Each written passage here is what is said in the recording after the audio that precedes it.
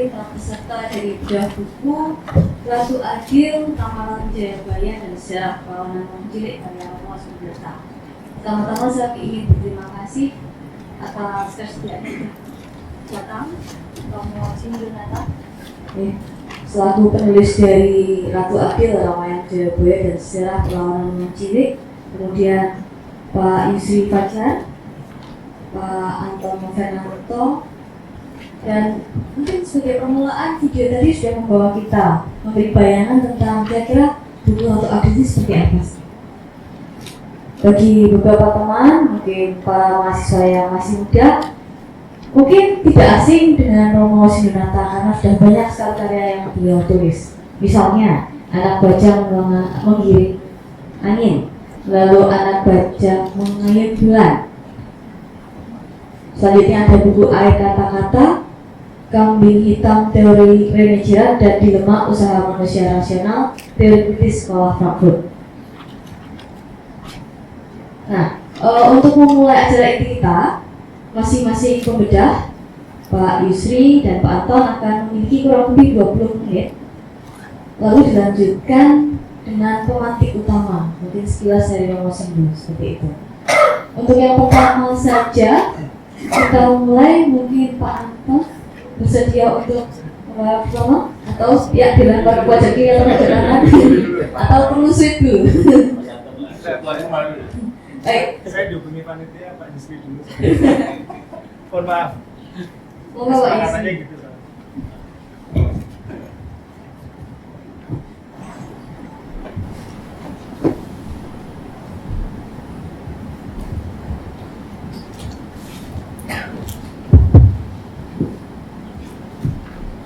Assalamualaikum warahmatullahi wabarakatuh. Selamat pagi, salam sejahtera untuk kita semua. Salam budaya, Om Swastiastu, Namo Kebajikan. Pertama, saya sangat bersyukur pada pagi hari ini bisa bertemu dengan teman-teman FISIP, para mahasiswa, para dosen,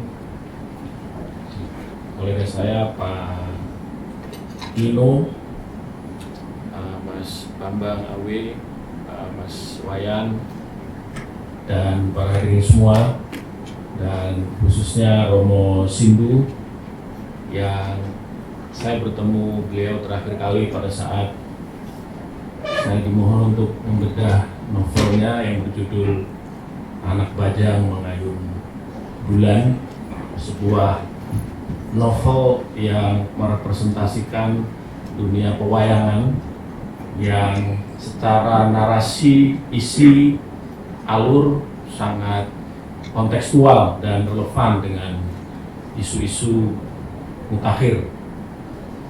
Hal ini pula yang ingin saya sampaikan di bagian awal terkait dengan posisi buku Romo Sindu yang berjudul Ratu Adil, Ramalan Jayabaya, dan Sejarah Perlawanan Wong Cilik. Bagi saya, Romo Sindu adalah sosok yang komplit. Beliau adalah filosof. Dalam konteks buku ini kita bisa mengatakan beliau juga sejarawan karena mencoba mengonstruksi, mengangan ulang berbagai peristiwa sejarah yang terjadi di masa lampau, khususnya di era kolonial. Beliau juga dikenal sebagai sastrawan, menulis puisi, menulis cerita, dan juga novel. Dan kita tidak perlu untuk meragukan juga bahwa Romo Sindu adalah seorang jurnalis yang sangat produktif dan menurut saya memiliki daya kritis di dalam mengupas berbagai peristiwa-peristiwa yang terjadi di dalam kehidupan berbangsa dan negara kita di Indonesia. Jadi poin saya yang pertama adalah buku ini saya kira memberikan satu tawaran menarik dan penting. Karena selama ini narasi-narasi sejarah itu mayoritas banyak ditulis oleh para orientalis. orang-orang asing. Kalau kita mau belajar tentang Perang Jawa, Diponegoro, kita harus baca bukunya Peter Carey. Kita harus melihat berbagai referensi-referensi yang ditulis oleh para ilmuwan-ilmuwan asing. Dan itulah yang sebenarnya pernah saya gelisahkan, saya tulis di harian Kompas. Saya menulis artikel yang berjudul peneliti lokal versus peneliti asing, karena saya selalu gelisah terkait dengan posisi para ilmuwan, para sastrawan, sejarawan Indonesia. Jadi bagaimana mereka bisa berperan secara signifikan dalam menuliskan berbagai peristiwa-peristiwa sejarah, peristiwa-peristiwa kontemporer yang terjadi di Indonesia. Karena merekalah sebenarnya pemilik sah dari berbagai pengetahuan yang ada di Indonesia. Kita bisa berdebat soal ini. Karena itu saya ingin mengatakan bahwa buku Ratu Adil Ramalan Jayabaya dan Sejarah Perlawanan Wong Cilik ini bagi saya bisa menjadi satu referensi alternatif. Atau kalau kita bisa secara kritis melihat, buku ini bisa memberikan tawaran sebuah counter naratif terhadap narasi-narasi yang ditulis oleh tidak hanya ilmuwan, tetapi juga para sastrawan-sastrawan barat. Kalau kita menilik kembali novel klasik karya Multatuli, Max Havelaar, di sana jelas Multatuli juga memberikan gambaran narasi tentang resistensi para petani di Lebak, bagaimana mereka membangun sebuah perlawanan terhadap otoritas-otoritas kolonial. Tapi siapa yang menulis itu? Adalah Multatuli, seorang Belanda, seorang yang tidak bisa melepaskan identitasnya sebagai bagian dari kolonialis. Karena itulah saya melihat buku itu banyak memiliki, kalau dalam perspektif kajian postkolonial, adalah ambiguitas. Ya, di satu sisi Multatuli menggambarkan penderitaan wong cilik yang terjadi di Lebak, tapi di sisi lain dia tidak bisa berbuat apa-apa, tidak bisa melepaskan dirinya dari penjajahan itu sendiri. Itu poin yang pertama. Kemudian yang kedua, saya kira meskipun Romo Sindu dalam disertasinya dari program S3 yang beliau ikuti di salah satu universitas ya, di Deutschland, ini mengangkat peristiwa-peristiwa sejarah yang pernah terjadi di era-era Perang Jawa, di era-era ketika sistem tanam paksa terjadi. Tapi refleksi historis itu bisa memberikan kita ruang untuk membangun kembali kesadaran di era kontemporer Indonesia hari-hari ini. Jadi apa yang diceritakan, apa yang dinarasikan Romo Sindu tentang sistem tanam paksa, tentang upeti, tentang pajak, yang hari-hari rame ya dibicarakan soal pajak. Karena kalau di Indonesia orang banyak membangun satu kritik yang konstruktif. Pajak progresif kita itu makin naik terus ya, tapi tidak dibarengi dengan satu perbaikan fasilitas publik, dan yang kedua tidak dibarengi dengan akuntabilitas. Jadi kita para pembayar pajak yang setia, yang loyal itu merasa ragu ya di situ. Nah, inilah yang saya maksud dengan bagaimana buku Romo Sindu ini bisa memberikan kita satu refleksi apa yang terjadi di masa lampau yang secara universal, nilai-nilai yang ada di dalamnya itu masih relevan dengan apa yang terjadi hari-hari ini. Bahwa Ratu Adil itu adalah bagian dari ramalan Jayabaya yang begitu penting di era lampau, sebuah nubuat yang dalam tradisi sastra itu biasanya sangat diidentikan dengan tradisi epik yang banyak berisi tentang narasi-narasi heroik seorang tokoh di dalam melakukan perlawanan. Tetapi kalau kita bicara Ratu Adil sebagai sebuah alegori, sebagai satu simbol, kita akan bicara apa yang juga sudah ditegaskan oleh Romo Sindu, bahwa Ratu Adil ini adalah satu sosok yang diharapkan bisa membawa perubahan, bisa menjadi satu motor gerakan perlawanan atas penindasan-penindasan yang saya kira tidak hanya dilakukan oleh Belanda, tetapi juga oleh pemerintah Indonesia hari-hari ini. Dan jangan lupa, saya ingin mengatakan ya, meminjam perspektif yang dibangun oleh seorang ahli pasca kolonial dari Afrika, bahwa apa yang dikatakan Edward Said sebagai classical colonialism yang dulu terjadi, yang orang-orang Eropa melakukan penjajahan, melakukan settlement dengan kekuatan tentara, hari-hari ini memang sudah tidak berlaku lagi di Indonesia. Tetapi jangan lupa, ada satu peristiwa yang kita bisa menyebutnya sebagai neokolonialisme, di mana negara-negara superpower, negara-negara kuat itu masih melakukan penetrasi melalui kekuatan-kekuatan ekonomi, budaya, dan seterusnya. Nah, disitulah saya kira wong-wong cilik yang terpinggirkan, termarginalkan di berbagai daerah, itu masih bisa kita posisikan sebagai metafora, sebagai entitas, simbol yang juga seperti wong cilik yang berhadapan dengan penguasa Belanda yang ada di Indonesia pada saat itu. Poin yang berikutnya yang saya kira juga menarik adalah ketika kita berbicara ramalan, ketika kita berbicara satu narasi imajinatif yang tadi saya sebut salah satunya sangat berkorelasi dengan tradisi epik kesusastraan di Nusantara. Menarik karena apa?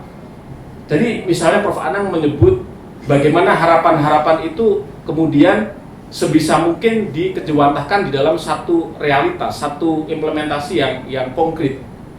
Dan di sini saya kira apa yang diharapkan oleh wong-wong cilik, para petani, orang-orang yang mereka sebenarnya punya daya tahan untuk bertahan, ya. Tapi di dalam buku ini Romo mengatakan wong-wong cilik itu senantiasa diam, ya, bisu dalam perlawanan mereka, ya. Karena di dalam tradisi Jawa itu kita tahu bersama ya, posisi orang-orang bawah itu memang senantiasa inferior. Di atasnya ada priyayi, ada kaum bangsawan. Kalau kita lihat bagaimana Pramudya Anantatur misalnya menarasikan stratifikasi-stratifikasi ini, kita akan tahu bahwa orang-orang seperti Nyai Ontosoroh, seperti orang-orang yang berada di sekeliling Mingke, orang-orang bawah itu juga diam. Berikutnya, Romo Sindu memberikan satu persembahan yang menurut saya sangat puitis. Ini kelebihan Romo Sindu. Satu disertasi tetapi dihadirkan dengan nuansa sastrawi.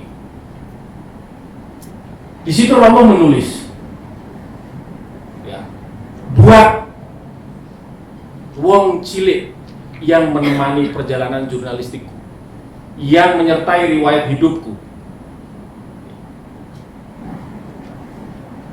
Dari mereka mengalir air kata-kata. Kita berteman sudah lama. Ini puisi. Dan dari puisi ini saya kira Romo ingin memberikan satu highlight, satu penegasan bahwa Romo Sindu telah lama membersamai dan bersama wong cilik itu. Dan dari merekalah inspirasi-inspirasi tulisan Romo Sindu itu hadir.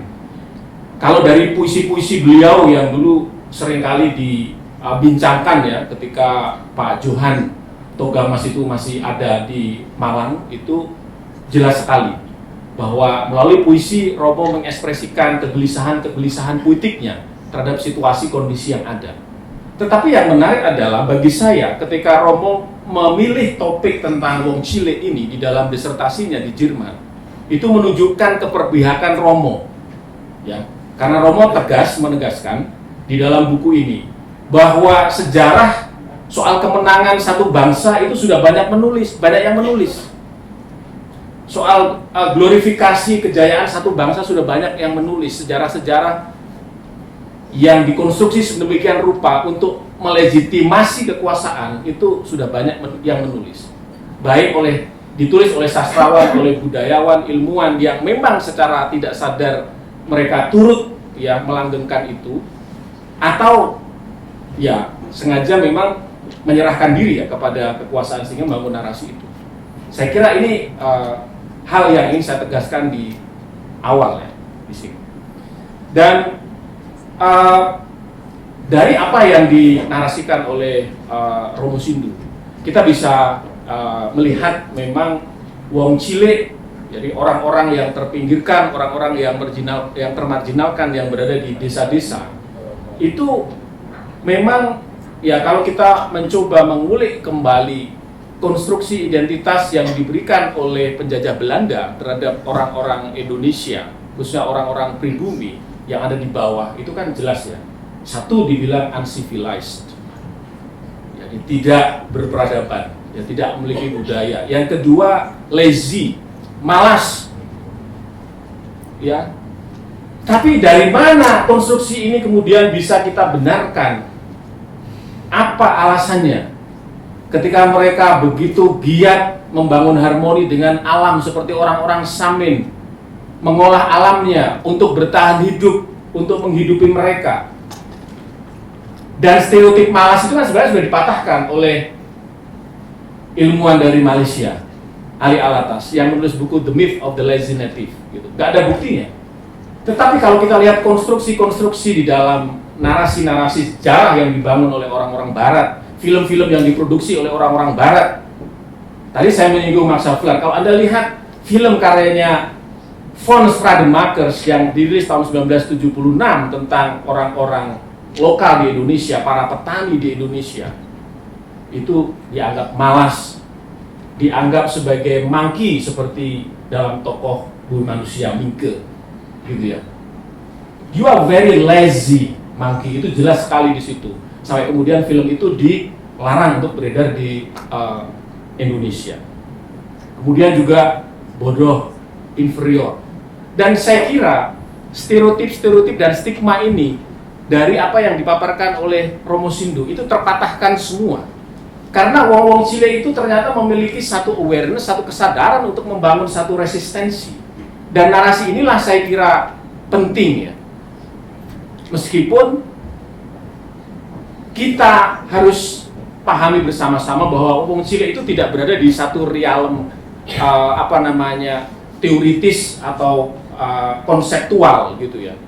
Di dalam buku ini Romo menegaskan bahwa semangat resistensi, semangat perubahan wong Chile itu ada di dalam satu terminologi praksis yang ideologis. Jadi bagaimana kepercayaan itu diaktualisasikan sedemikian rupa bukan hanya di dalam angan-angan. Jadi yang saya garis bawahi adalah soal praksis ya di sini. Jadi itu terkait dengan aksi-aksi yang dilakukan oleh wong Chile di sini. Romo mengemas buku ini saya kira secara sastrawi. Ya, karena juga membuka buku ini dengan satu puisi gitu ya yang berjudul Senandung Ratu Adil. Gitu ya. Dan dalam puisi ini ada baris-baris, ada bait-bait yang saya kira itu merepresentasikan sebagian besar isi dalam disertasi itu. Karena misalnya kalau boleh saya mengutip satu bagian di dalam bait pertama, Romo menulis di sini, ia percaya ratu adilnya tak lain hanyalah manunggalnya penderitaan dan harapan, manunggaling kawulolan Gusti yang membangkitkannya untuk melawan nasib ketika kebebasannya dibelenggu derita yang tak tertanggungkan lagi. Jadi narasi imajinatif bayangan atas ratu adil itu dipengaruhi sedemikian rupa oleh satu kondisi yang keotik, satu kondisi di mana memang bangsa kita, meskipun pada itu belum bernama Indonesia memang ya, berhadapan dengan negara penjajah yang sangat eksploitatif dan diskriminatif. Karena bagi Romo di dalam puisinya, ratu adil itu sebenarnya tak perlu ada bila manusia tak dikuasai murka. Jelas di sini di dalam puisi Romo ditegaskan. Dan wong cilik berharap begitu, karena bagaimanapun mereka harus memiliki leader. Romo misalkan mencontohkan mereka harus punya jago. Ya siapa yang bisa memobilisasi mereka kalau bukan jago-jago ya dalam tanda petik. Kalau dalam cerpen di bagian akhir itu Romo menarasikan relasi antara tokoh aku dengan seorang anak yang begitu sayang terhadap jagonya.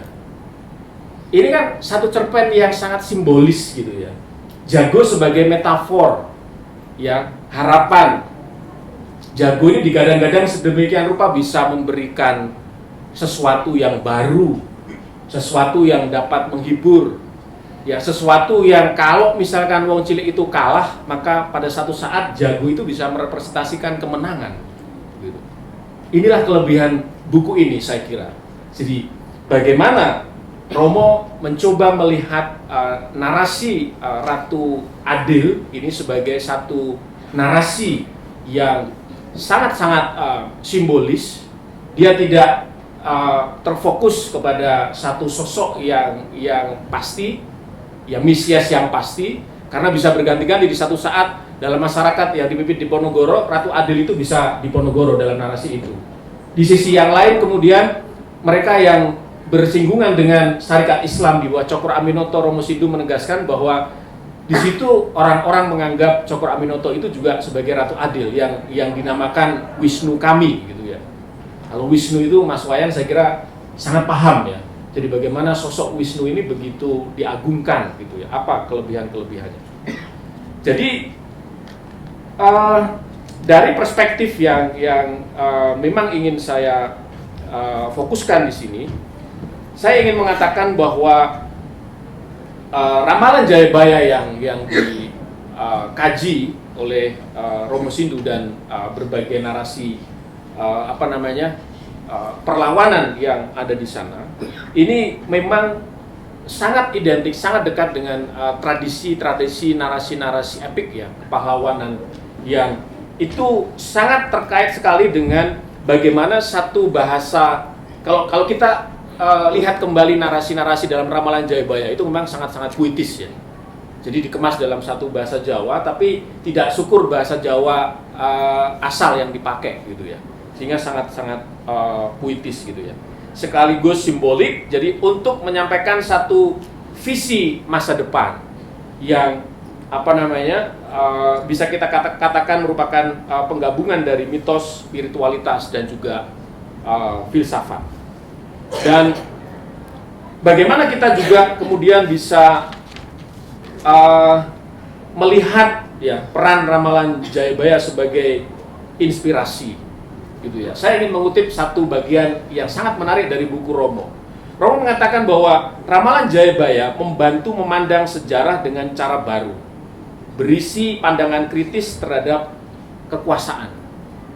Ini saya kira menarik ya. Artinya ketika tadi sekilas Prof. Anang menyebut bahwa Jayabaya itu kan petilasannya ada di Kediri ya. Dan kalau kita lihat dalam teks-teks sejarah, Jayabaya ini memang katakan sebagai Raja Kediri gitu ya. Seorang raja yang memang pada saat itu dikenal bijaksana ya. Bijaksana, dekat dengan para pemuka agama. Kemudian menurut saya ya tidak ada salahnya seorang penguasa tapi menulis, mengkritisi tentang kondisi yang ada di satu masyarakat. Nah ini menarik ya.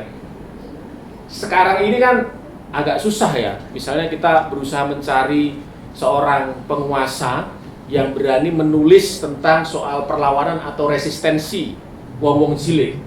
Karena posisi dia sendiri ini sebagai orang yang melakukan tindakan semenang-menang, ya, tindakan sewenang-wenang, tindakan diskriminatif, tindakan eksploitatif gitu. Nah ini poin juga yang menarik gitu ya, seorang raja menulis satu ramalan soal Ratu Adil dan beberapa nubuat-nubuat yang lain ya. Dan poin yang lain ya, yang saya kira juga menarik adalah dalam ramalan Jayabaya itu tidak ada legitimasi bagi penguasa manapun yang bisa mendasarkan dirinya pada kesaktian yang dianggap suci gitu ya. Jadi menganggap dirinya suci, tapi kemudian melakukan diskriminasi gitu ya. Ini saya pikir ya otokritik ya, atau kritik keluar yang dilakukan oleh Jayabaya ya terhadap penguasa-penguasa yang ada di dalam imajinasinya. Dan dalam perspektif sastra, saya kira tradisi sastra itu mengenal istilah archetypal character atau tokoh arketip ya, yang itu biasanya menjadi ciri khas. Dan itu bisa kita temukan dalam sosok Ratu Adil ya. Begitu kita lihat Ratu Adil itu misalnya salah satu features yang ada di dalam dirinya itu memiliki potensi sebagai hero. Jadi memberikan satu spirit sekaligus satu tindakan nyata terhadap perlawanan gitu ya. Dan itu di dalam naskah-naskah klasik arketip ini sudah jamak ya, ada ya. Gitu.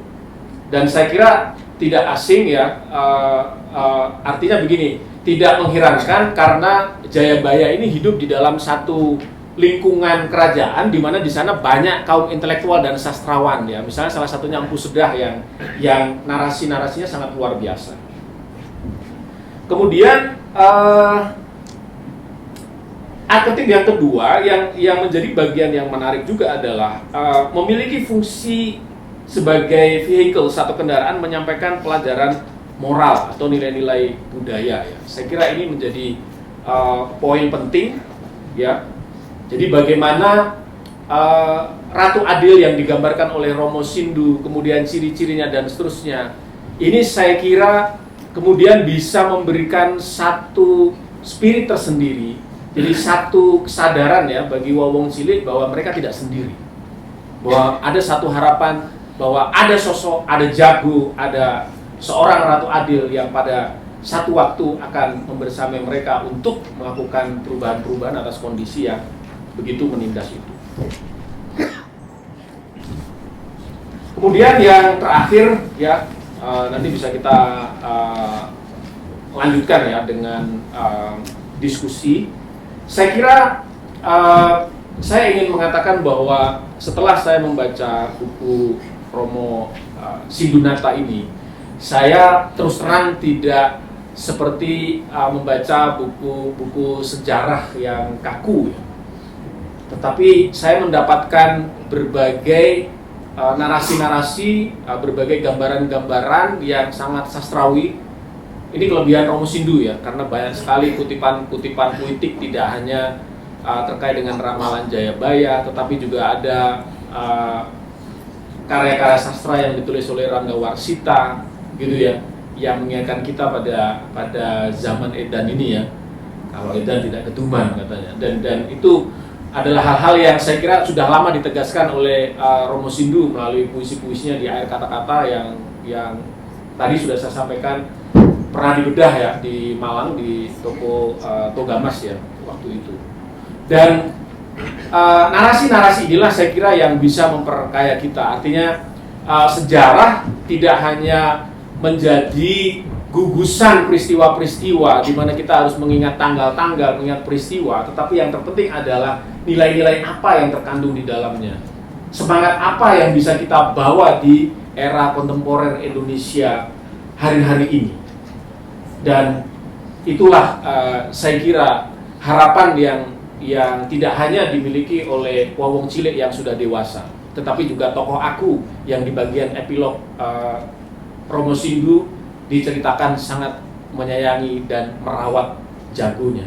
Harapannya jago itu bisa menjadi tumpuan harapan ke depan. Karena ketika dewasa, ketika dia sudah keluar, seperti diceritakan dalam cerpen itu, dia akan berhadapan dengan sosok lain, bisa saja penguasa, ya, bisa saja komunitas luar yang membuat kehidupan dia menjadi lebih sulit dibanding ketika dia bisa menyayangi jago yang dia miliki.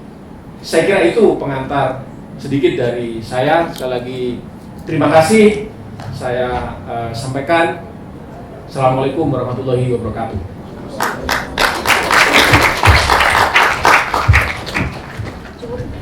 Cukup banyak ternyata catatan menarik dari Pak Yusri terkait dengan buku Ratu Adil ini. Mungkin sebagian saya simpulkan sekilas, buku ini sangat komplit. bukan hanya buku sejarah tapi juga refleksi sejarah yang ditulis oleh filsuf, budayawan, sejarawan Indonesia. Lalu yang kedua, Ratu Adil menjadi simbol perlawanan wong cilik, di mana narasi ramalan menjadi konkret di tengah banyaknya glorifikasi kekuasaan yang ditulis dalam buku-buku sejarah lalu disebarkan. Ini bukti, buku ini menjadi bukti bahwa wong cilik tidak sendiri. Yang ketiga, narasi wong cilik dalam buku ini menjadi semangat perubahan. Yang semangat perubahan ini ada di dalam dimensi praksis dan ideologis. Yang keempat, narasi Ratu Adil tidak terfokus pada satu sosok pasti. Bisa semua orang bisa menjadi pahlawan atau penyelamat dalam konteksnya masing-masing untuk visi masa depan.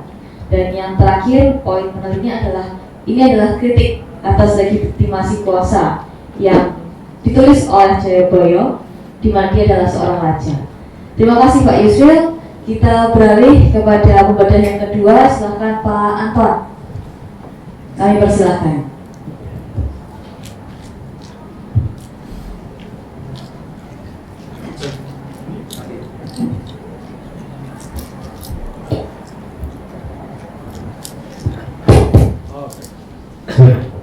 Oke, terima kasih. Selamat pagi menjelang siang semuanya. Saya mau nambahin apa lagi? Tadi sudah dirangkum sama Mas Yusri cukup banyak, makanya mungkin saya hanya nambahkan beberapa hal saja, singkat saja. Sebenarnya ketika saya ditawari pertama kali oleh Wayan, kolega saya untuk siapa yang bersedia untuk membedah buku ini, saya langsung tidak berpikir 2 kali, 3 kali, 4 kali, saya mau. Saya langsung menawarkan diri dan pokoknya saya bisa berada di sini, walaupun sebenarnya tadi malam jam 9 saya masih di Klaten untuk 40 harinya mertua saya, dan saya langsung berangkat ke sini untuk mengecek acara pagi ini. Jadi itu kenapa saya tidak ragu-ragu untuk menyambut buku ini, karena ada beberapa alasan. Mungkin alasannya bisa sangat personal, tapi juga bisa sangat intelektual. Kita lihat saja ini seperti apa. Mungkin saya perlu menyampaikan alasan personal saja dulu, karena waktu saya kuliah di UGM dulu, tapi saya nyantrinya malah di Kosanil. Jadi nyantrinya sama justru ikut makan malam bersama para Romo itu tak. Tapi kebetulan nggak sama Romo Sindu waktu itu, sama frater-frater yang lain. Jadi sering diskusi di Klosane, membaca buku di sana. Saya tahu ruangannya Romo dulu tahun 90-an itu di ruang baca, lalu sebelah sini ada sebelumnya kalau nggak salah Tom Yakob sih ruangannya itu. Jadi ada beberapa personal, tapi saya tidak pernah punya kesempatan untuk berdiskusi secara setara semacam ini. Dan makanya itu saya ingin berusaha untuk tidak berpikir 2 kali untuk itu. Lalu yang kedua, ketika saya membaca buku ini, itu saya melihat ini sebagai, saya awalnya menganggap ini karena Romo itu filsafat gitu. Ini kan S3-nya filsafat, dan saya melihat ini, saya membayangkan itu seperti dilema usaha manusia rasional gitu. Jadi buku filsafat yang atau teori Rini Girard, tapi ternyata saya kecilik. Ini buku sejarah. Jadi kalau ingin saya simpulkan dalam satu kalimat, Ratu Adil adalah kitab sejarah. Sejarah, tentu saja sejarah tentang wong cilik. Jadi saya tidak mengatakan ini sebuah buku, ini sebuah kitab sejarah. Sama seperti mungkin kalau mau disandingkan, ada buku juga yang diterbitkan oleh Gramedia. Saya bukan promosi Gramedia, tapi kebetulan kitab sejarah yang menurut saya bisa disandingkan adalah pertama Menjadi Indonesia karya Parakitri. Itu juga cukup komprehensif, mulai melacak era Ken Arok sampai pembentukan Indonesia modern. Dan yang kedua mungkin kitab sejarah yang lain, tetapi bukan tentang Indonesia, yang ditulis oleh almarhum Heri Priyono. tentang korupsi. Jadi dia menulis tentang sejarah korupsi dari zaman sebelum zaman peradaban kuno sampai modern seperti apa. Jadi ini menurut saya Gramedia cukup baik menulis buku sejarah, tetapi ditulis oleh para intelektual, dan menurut saya teman-teman jangan khawatir, walaupun mungkin ini buku sejarah, tetapi ini sangat relevan untuk disiplin ilmu yang lain. Jadi Mas Yusri sudah sempat menyinggung terkait dengan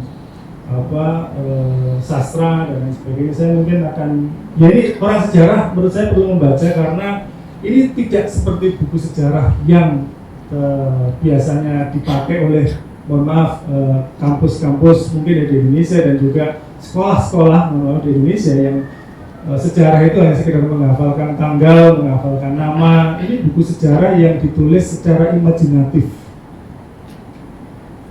Karena tentu saja, kenapa imajinatif? Karena naskah-naskah yang digunakan ini tentu saja naskah-naskah yang ya, tentang wong cilik,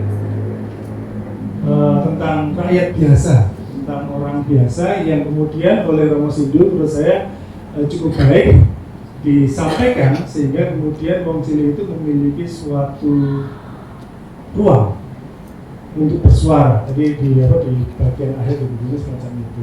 Tetapi hal yang lain adalah selain sejarah, filsafat juga menarik. Kalau ini juga buku filsafat secara tidak langsung, tetapi kalau bahasa Jerman itu Lebensphilosophie gitu, atau Volksphilosophie, saya nggak tahu apa istilahnya, mungkin Romo yang lebih paham. Jadi ini filsafat, tapi filsafat yang diambil dari kehidupan rakyat biasa, bukan filsafat dari Plato, Aristoteles gitu. Jadi kalau kita membayangkan filsafat itu kan dari Yunani kuno. Nah, saya membayangkan secara antropologis buku semacam ini, filsafat dari perspektif sejarah ini penting, karena selama ini kan teori-teori ilmu sosial modern, ilmu politik modern itu kan ambil basis mitologinya dari Yunani kuno. Kita tidak pernah punya kesempatan untuk berteori dari basis mitologi kita. Nah, ini menurut saya menarik, karena kalau misalnya seperti Adorno gitu, itu kan kembalinya ke mitos apa namanya, saya lupa sih. Jadi ini kembali ke mitos-mitos Yunani kuno gitu. Filsuf-filsuf itu akhirnya kembali ke mitos-mitos Sisyphus, mitos semuanya mitos-mitos Yunani kuno gitu. Nah, ini mungkin kesempatan juga bagi kita untuk menulis suatu filsafat, tetapi bukan dari naskah-naskah yang sangat, tadi kata Pak Yusri, orientalis gitu ya, tetapi dari filsafat-filsafat kehidupan atau filsafat praksis gitu. Menurut saya itu poin mengapa orang filsafat juga perlu untuk membacanya, tidak hanya orang sejarah. Nah, kemudian karena saya mengajar di sosiologi, ini juga sangat penting untuk memperlihatkan buat teman-teman yang belajar sosiologi bahwa sosiologi itu tidak melulu soal wawancara, ketemu di lapangan, tetapi kita juga bisa melakukan penelitian berbasis arsip, berbasis dokumen-dokumen sejarah. Ini mengingatkan saya seperti menulis bukunya Norbert Elias, Civilizing Process. Itu juga sangat menarik, karena dia menulis secara sosiologis, tetapi berdasarkan etiket di Prancis gitu ya, atau jadi ada etiket, dia menulis bagaimana kemudian politik moral ini bekerja di dalam masyarakat, tapi dia bukan konteksnya bukan masyarakat saat ini, tapi masyarakat Eropa pada abad ketika terjadi perubahan revolusi itu.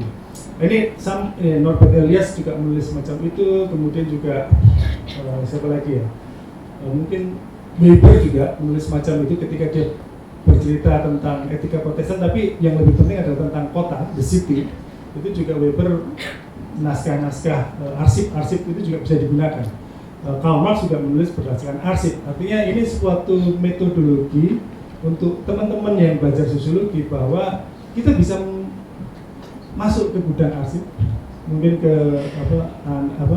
arsip nasional atau perpustakaan mana Anda menemukan naskah-naskah yang mungkin belum pernah ditulis gitu ya, itu bisa dikaji secara sosiologis, karena naskah-naskah itu ditulis berdasarkan konteks historis pada waktu naskah itu ditulis.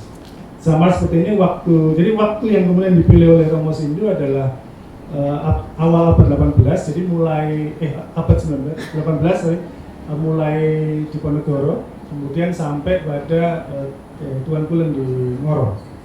Misalnya semacam itu, jadi ada rentang waktu yang cukup lama, 1 abad begitu. Tapi dari situ ada konsistensi untuk menyuarakan suaranya wong cilik.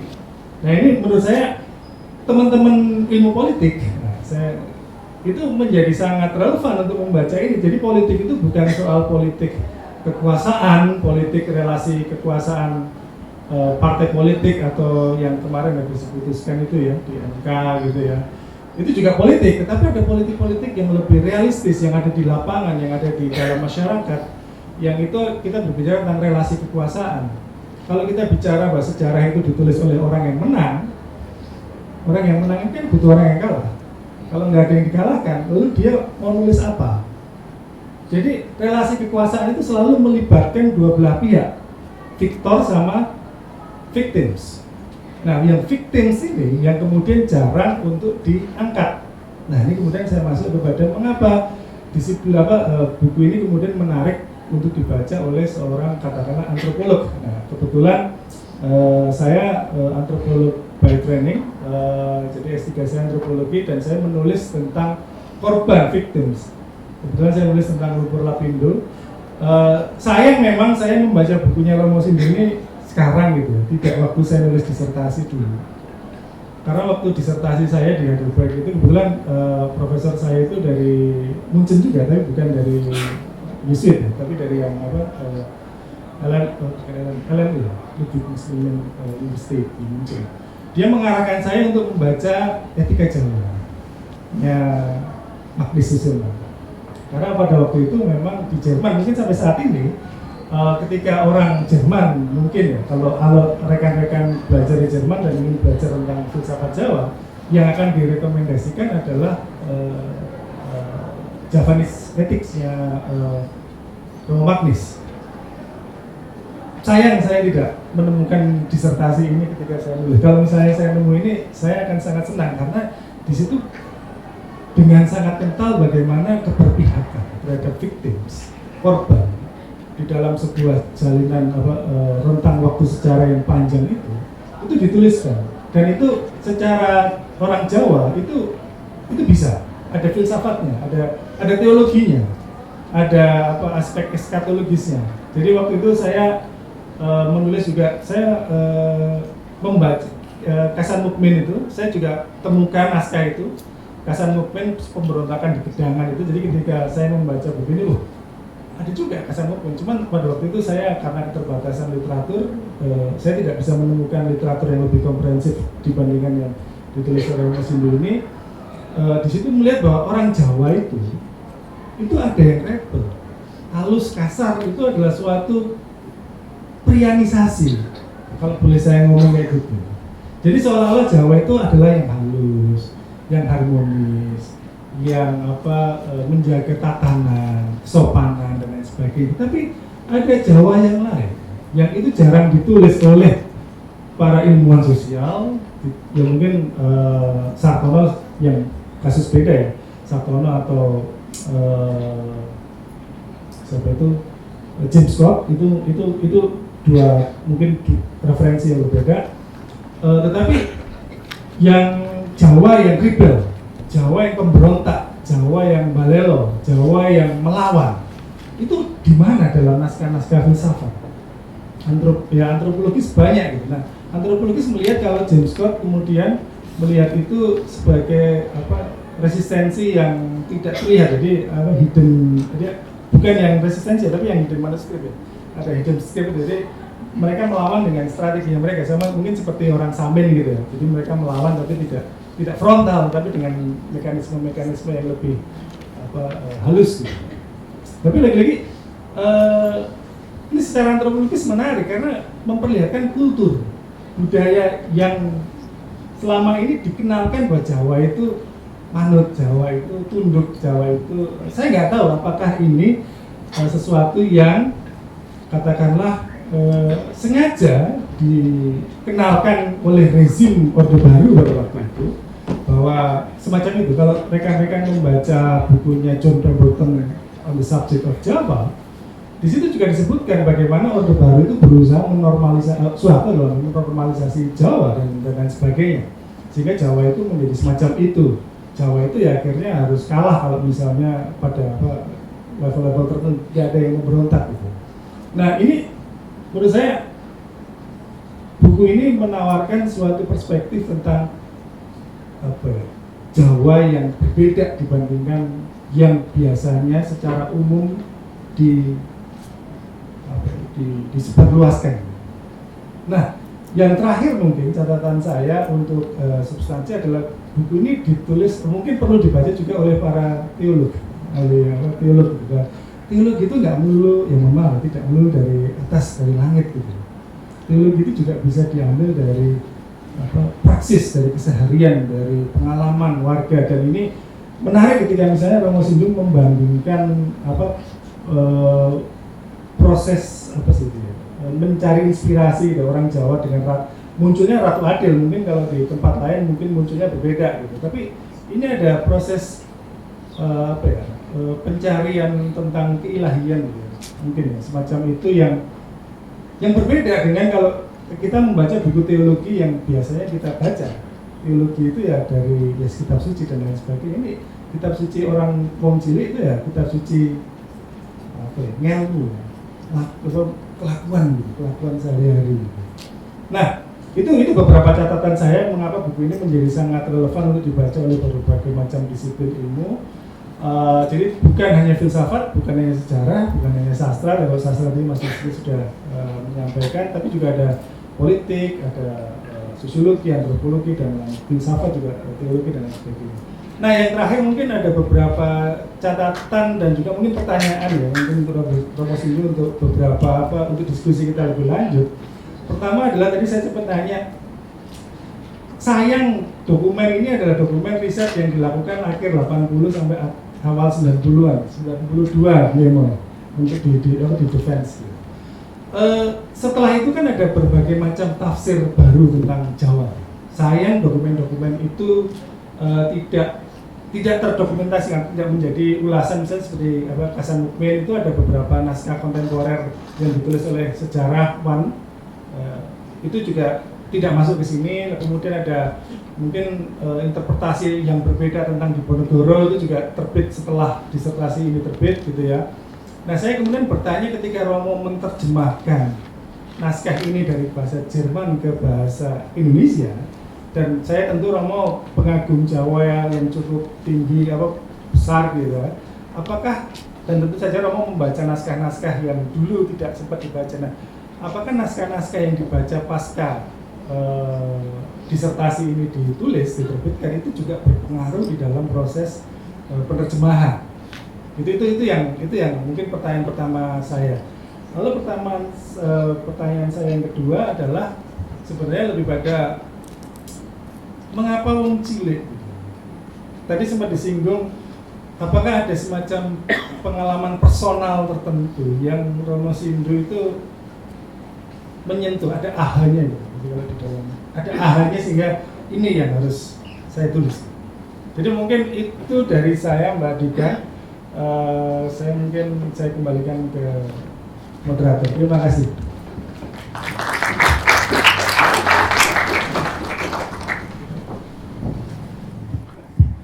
Terima kasih Pak Anton atas ulasan sekaligus pertanyaannya, Pak.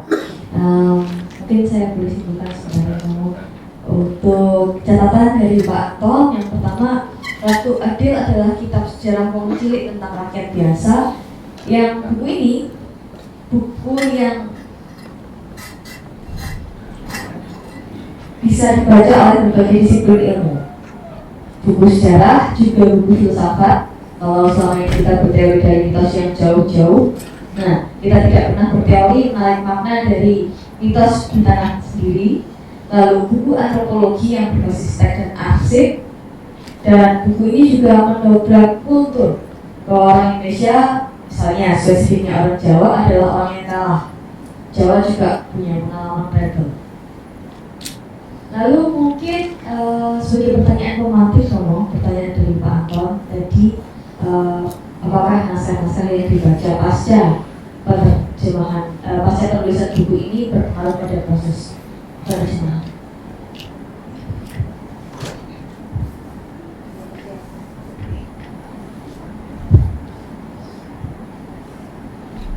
Terima kasih, Mbak Tika. Assalamualaikum warahmatullahi wabarakatuh. Telah dibedah dengan amat dalam oleh Mas Yusri maupun Mas Nino. Sungguh saya berterima kasih atas jeripaya Anda untuk mengungkapkan kekayaan yang kiranya ada di dalam buku yang saya tulis ini. Untuk sekedar latar belakang, disertasi ini saya tulis itu pada tahun 86 sampai 92, tentu saja dengan persyaratan S3 lainnya pada waktu itu. Dan 93 saya selesai, terus pulang ke Indonesia.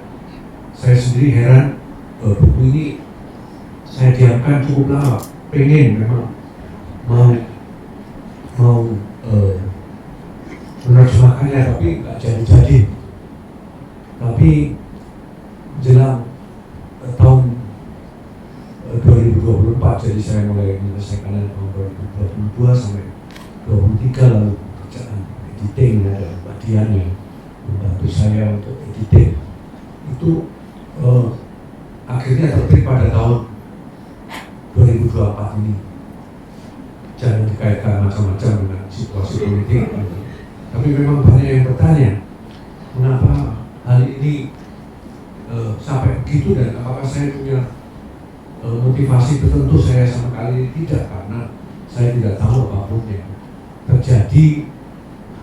Maksudnya saya bukan beramal, tetapi mengapa gitu ditulis seperti ini. Buku ini harus diam begitu lama, dan akhirnya baru menjelang 2024 ini terbit. Ini tentu saja pertanyaan yang saya sendiri juga tidak bisa menjawabnya. Rahasianya mungkin kembali kepada, kalau saya memakai istilah Mas Nino sendiri juga sebagai sebuah kitab cilik itu ya, atau tadi juga sudah dikatakan Mas Yusri mengenai sejarah-sejarah perlawanan dan pendekatan-pendekatan yang lain. Nah, memang kalau saya flashback apa yang saya rasakan itu, saya pertama-tama adalah seorang jurnalis. Saya bukan seorang intelektual, budayawan atau ilmuwan, dosen apalagi itu. Tapi saya seorang jurnalis yang memang sehari-hari di lapangan. Saya bekerja di Kompas. Nah, saya banyak sekali menulis mengenai wong cilik. Kalau Anda tahu itu, saya yang sudah terkumpulkan dalam pentalogi itu tentang 11 berdua, 11 untuk berdua, ekonomi bingung dan sebagainya. Itu kumpulan-kumpulan feature yang saya tulis. Memang ini saya langsung menjawab pertanyaan Anda. Ini yang menjadi passion saya. Saya perjumpaan dengan orang kecil ini menggugat saya. Bagaimana mereka bisa bertahan dalam segala macam kekurangan mereka. Kalau Anda lihat tukang beca, supir mikrolet, ya, petani, mereka mempunyai daya tahan yang mungkin lebih dari kita semuanya, karena kita orang cukup, mereka ini orang nggak punya, tetapi toh bisa hidup gitu ya. Seorang guru desa ini menggugah saya. Terus ketika saya menulis disertasi, bagaimana saya merefleksikan pengalaman ini, karena ini adalah passion.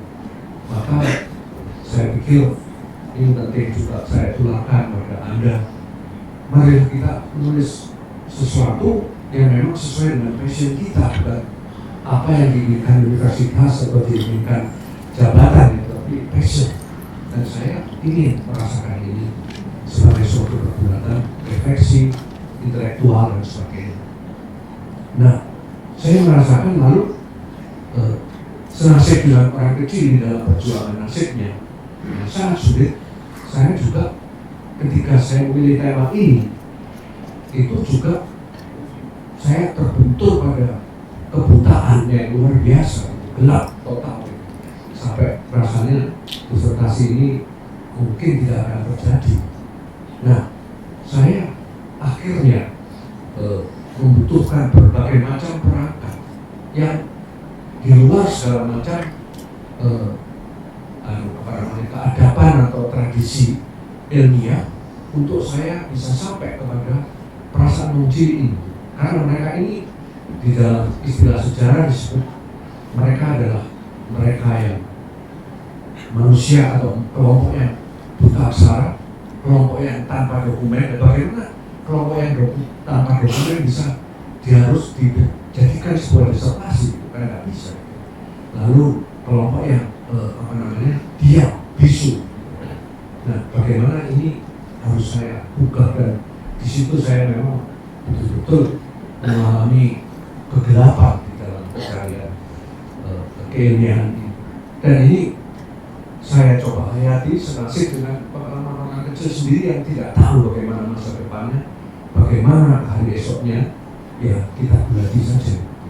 Dan akhirnya muncul berbagai macam hal-hal yang tadi sudah disinggung oleh Mas Yusri, itu yang tidak konvensional. Saya menjadi sangat liar karena perlawanan itu sendiri mengharuskan saya untuk berpikir yang alternatif, yang bukan apa.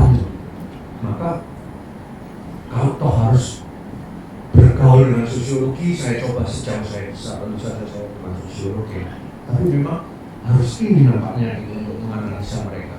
Antropologi tentu saja saya sejauh saya tahu. Lalu data-data arsip yang memang sangat bisu tentang mereka yang umumnya ditulis oleh pejabat kolonial, itu saya coba dari dimensi mereka ini kayak apa. Bahkan istilah Ratu Adil Ramalan Jaya sendiri yang diandaikan begitu jelas, itu ternyata sebagai suatu dokumentasi ilmiah yang harus bertanggungjawabkan. Tidak bisa saya berhadapan dengan para profesor itu, bagaimana kamu mempertanggungjawabkan naskah yang sesederhana ini. Lalu saya menekuk-nekuk diri dengan segala macam cara, misalnya mempelajari teori yoga dan Hindu, ya, terus kejawen, tradisi Imam Mahdi, tradisi Sultan Ngerung. Anda mungkin tidak pernah mendengar bahwa orang Jawa ini mengharapkan datangnya Sultan Ngerung itu sebagai imajinasinya, yaitu kombinasi segala macam antara ilmu, antara tradisi Islam dan antara tradisi Hindu campur aduk. Saking pengennya pada nilai-nilai pembebasan itu. Demikian pula pada komunitas Kristiani, di mana ibadat Kristiani mereka itu berkaitan dengan ibadat Dewi Sri, gamelan dan sebagainya. Sehingga saya sampai pada kesimpulan, misalnya sinkretisme itu jangan dituduh sebagai suatu hal yang hal yang berlawanan dengan pemurnian agama, tapi saya gunakan sebagai suatu sarana, bahkan di tingkat metafisik, di tingkat epistemologi pada orang-orang Jawa kecil ini, perlawanan terhadap penjajahan.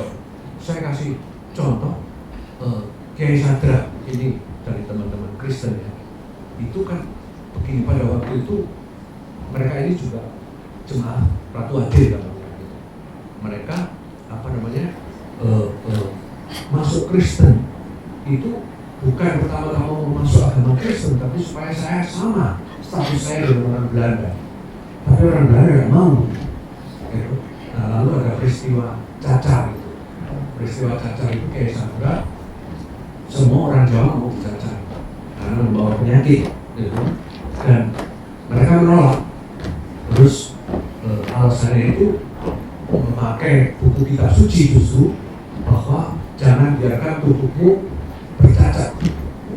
Ini yang dia pakai, ini udah kitabnya ada, tapi sebenarnya mau lawan, mau melondone kok tidak dicacar, kami harus dicacar. Nah itu misalnya perlawanan kayak itu di dalam suatu agama yang sangat sinkretis pada waktu itu, ya. Jadi sinkretisme itu pun lalu saya bisa menemukan bukan pertama-tama sebagai kekalutan beragama, tapi sebagai suatu perlawanan protes untuk menunjukkan identitas. Kalau kita tidak memperjuangkan identitas kita di tengah gempuran agama Belanda, agama Islam, lalu siapa kita? Nah inilah yang harus kita perjuangkan. Nah saya rasakan ini juga sebagai sesuatu yang harus saya bulati terus. Nah, yang mengherankan juga misalnya tadi saya mau menyambung langsung ke Mas Husin mengenai orientalis itu, bahkan dalam hal ini saya akhirnya bisa berbeda dengan Romo Magis, padahal itu guru besar saya ya.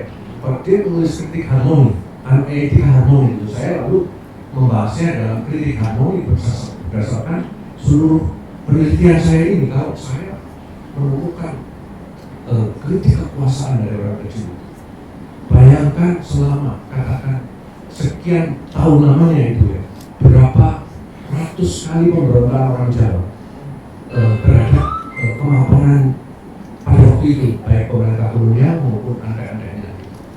Itu masih kita bisa bicara harmoni gitu. Ini kan ideologi penguasa. Orang Jawa itu harmonis, gitu, unggal-ungguh gitu. Nah, kalau lihat Samin tidak ada unggal-ungguh, dia orang Belanda datang kakinya juga di atas meja, waktu menusane kalau aku Jawa, tapi menusane kodok, anak-anak diadam, gitu, macam-macam kayak gitu. Lalu juga yang saya pikirkan itu, jangan-jangan segala macam kritik harmoni lain bedanya para orientalis dan orang yang berangkat dari pencarian diri sendiri itu, saya hanya membuktikan secara historis saja. Kalau setiap tahun pada waktu penindasan kolonial itu ada pemberontakan di desa-desa ya, banyak sekali. Kalau di Sidoarjo, di mana-mana saja. Masa kita masih mau bicara harmoni itu dari mana? Itu aja faktanya.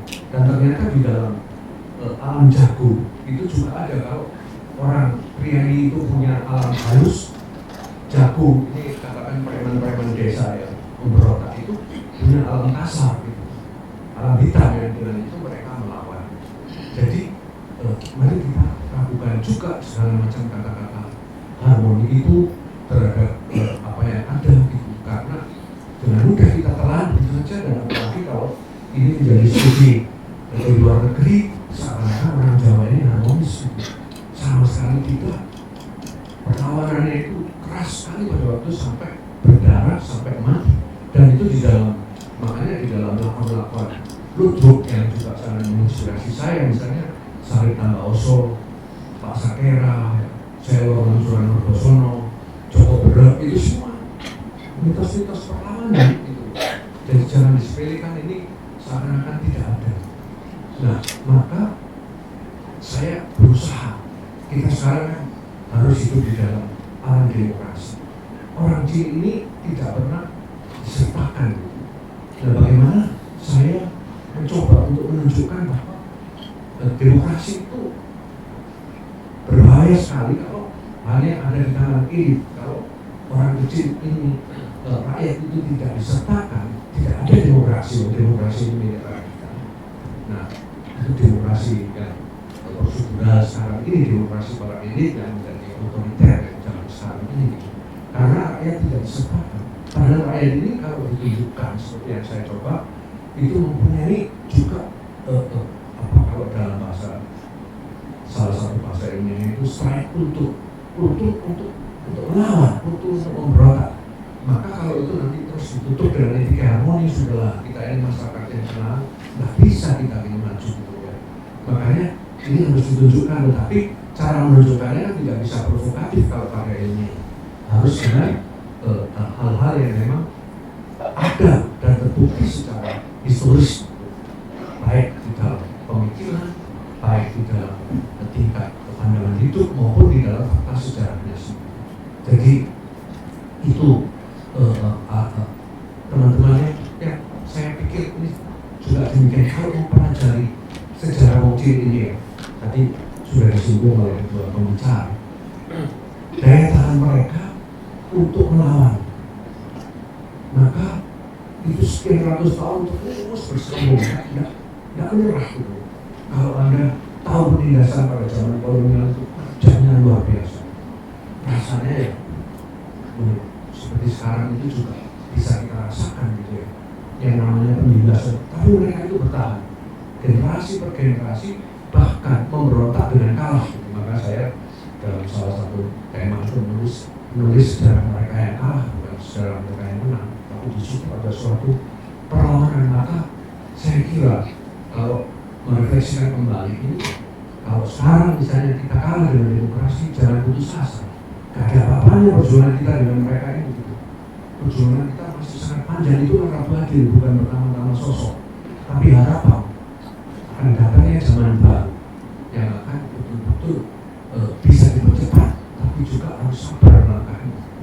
Nah, saya lalu jadi belajar, mungkin sekarang kita lagi belajar demokrasi. Kalau akhirnya gagal, misalnya dengan keputusan MK ini, itu apa namanya, ya sudah gitu, kita jalan lagi. Kalau kita mau belajar dengan sejarah dan ujung mereka, dari saat ke saat itu nggak menyebut masa kita mau menyerah ya. Sekarang kita mau memasuki sesuatu yang menurut kita inilah yang paling benar, maka tekun sejarah. Karena itu Bung Karno mencoba merumuskan ini di dalam Marxisme kan. Terus dia, Bung Karno itu juga seorang yang kalau saya sebut sekarang pasti anti orientalis, karena dia mau menamai rakyatnya ini siapa, dia nggak tahu. Terus akhirnya ketemu dengan Marx, kamu ini siapa, ini petani, ini pacul ini punya siapa, tanah ini punya siapa, walaupun kecil punya saya. Terus apa namanya, alat ini walaupun kecil punya saya. Oke, kalau itu mulai sekarang rakyatku adalah namanya Marx, karena berdiri sendiri lain dengan proletar yang merupakan alat produksi. Terus dari situ dia memang merefleksikan walaupun alatnya adalah Marxisme. Tetapi maksud saya ini juga suatu pencarian bahwa rakyat itu punya daya tahan yang saya pikir memang harus kita kuati terus, dan tugas keilmuan justru menonjolkan ini, bahwa kita menggali sekarang ini terus-menerus yang membuat kita heran mengapa ada macam ini. Nah, saya ikuti saja pembicaraan dari kedua pembedah yang juga mengingatkan perasaan saya. Memang kalau dalam pengalaman saya ketika saya membuat disertasi ini, apalagi ketika menerjemahnya, passion itu ikut bukan hanya pikiran. Jadi kata-kata yang kasar kadang-kadang itu ingin mengubah kalau melihat kerjanya penjajah waktu itu. Ya, misalnya, ini enaknya pakai kata apa ya? Itu misalnya saya tiba-tiba para priayi yang kolaborator orang-orang Belanda ini, terus saya tulis ketiba yang untuk itu perasaan yang jengkel gitu. Jadi ya mau tidak mau memihak. Kalau kita menulis sesuatu yang tidak memihak, mau gimana ya? Apalagi sejarah orang kecil kayak gini. Jadi rasanya puas gitu menemukan kata untuk menuduhkan sesuatu gitu ya. Ini saya sangat personal. Atau ketika Depok itu sebagai pengkhianat di Magelang memegang Belanda, bagi orang Belanda dia adalah pelawan, tapi bagi orang Jawa jenderalnya adalah buat Cimenteni gitu. Saya itu enak ngomong kayak gitu karena rasanya memang ikut emosional. Kalau Anda melihat ya bagaimana sekarang orang Jawa itu dimiskinkan, petani itu ya, tanahnya yang dulunya ada diperkecil karena mereka harus kerja di perkebunan. Akhirnya perkebunan tanah mereka tidak bisa dikerjakan. Terus mereka terpaksa harus kerja di pabrik. Itu mulai pemiskinan. Wong sikap itu banyak, ada data-data yang luar biasa. Terus habis itu misalnya pajak, Anda tidak membayarkan kan pada waktu itu. Kalau sekarang ada jalan tol, dulu itu ada jalan tol, Anda mau ke pasar itu dipajaki, sampai ada istilahnya pajak bokong. Ada bokong kue dipajaki, itu kan sudah keterlaluan kan. Ada membawa sapinya memakan di tol itu ya, zaman itu sapinya itu dia ditahan karena dia memakan rumput di situ.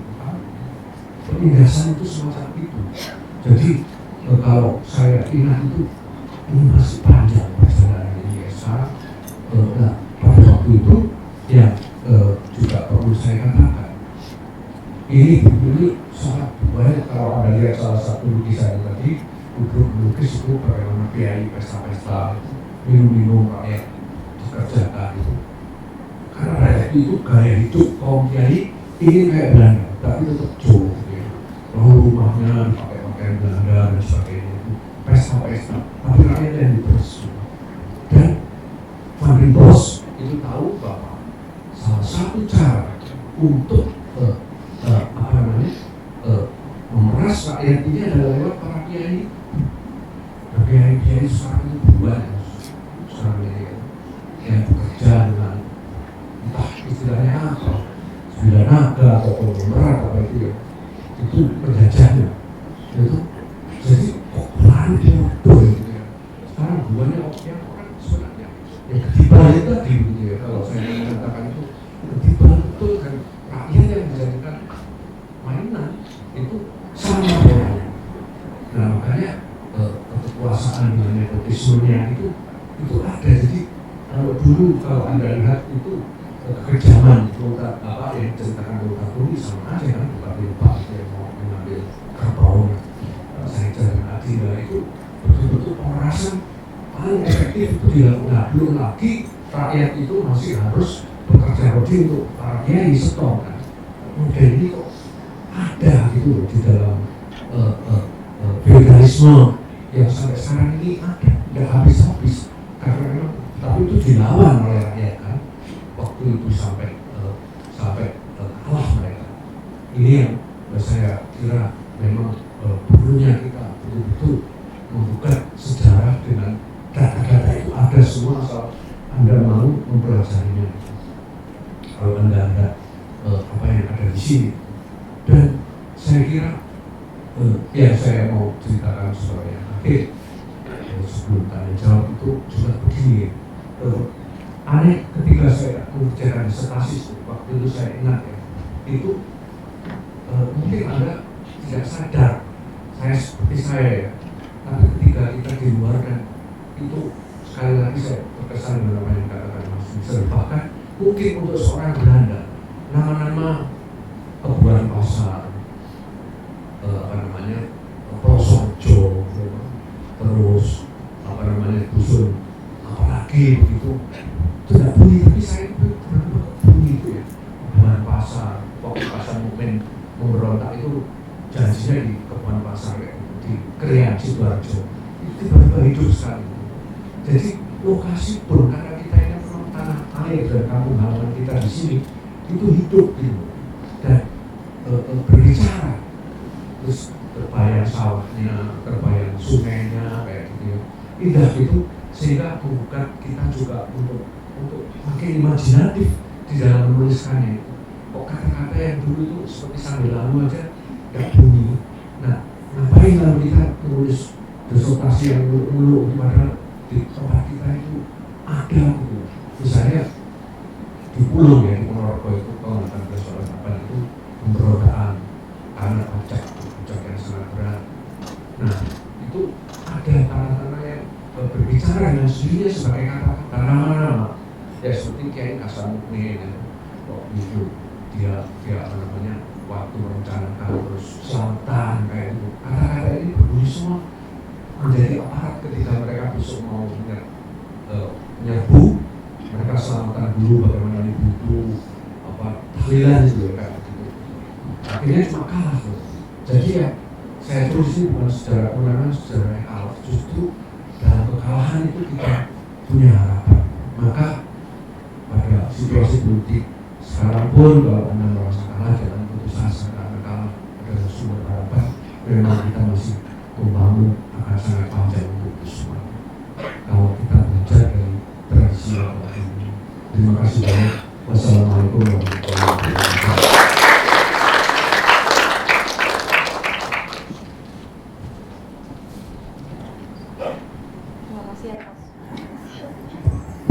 Terima kasih atas praktikannya Romo.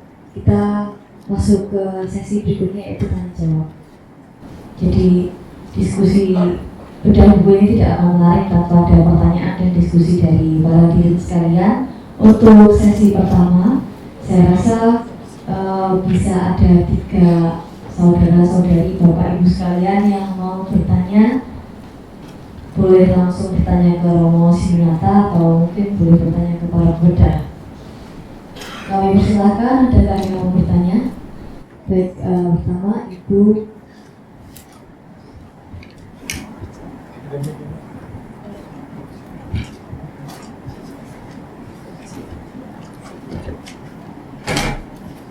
Saya Ibu Widya Wilopo.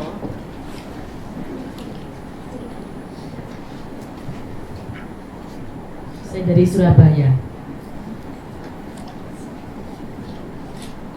Silakan Bu.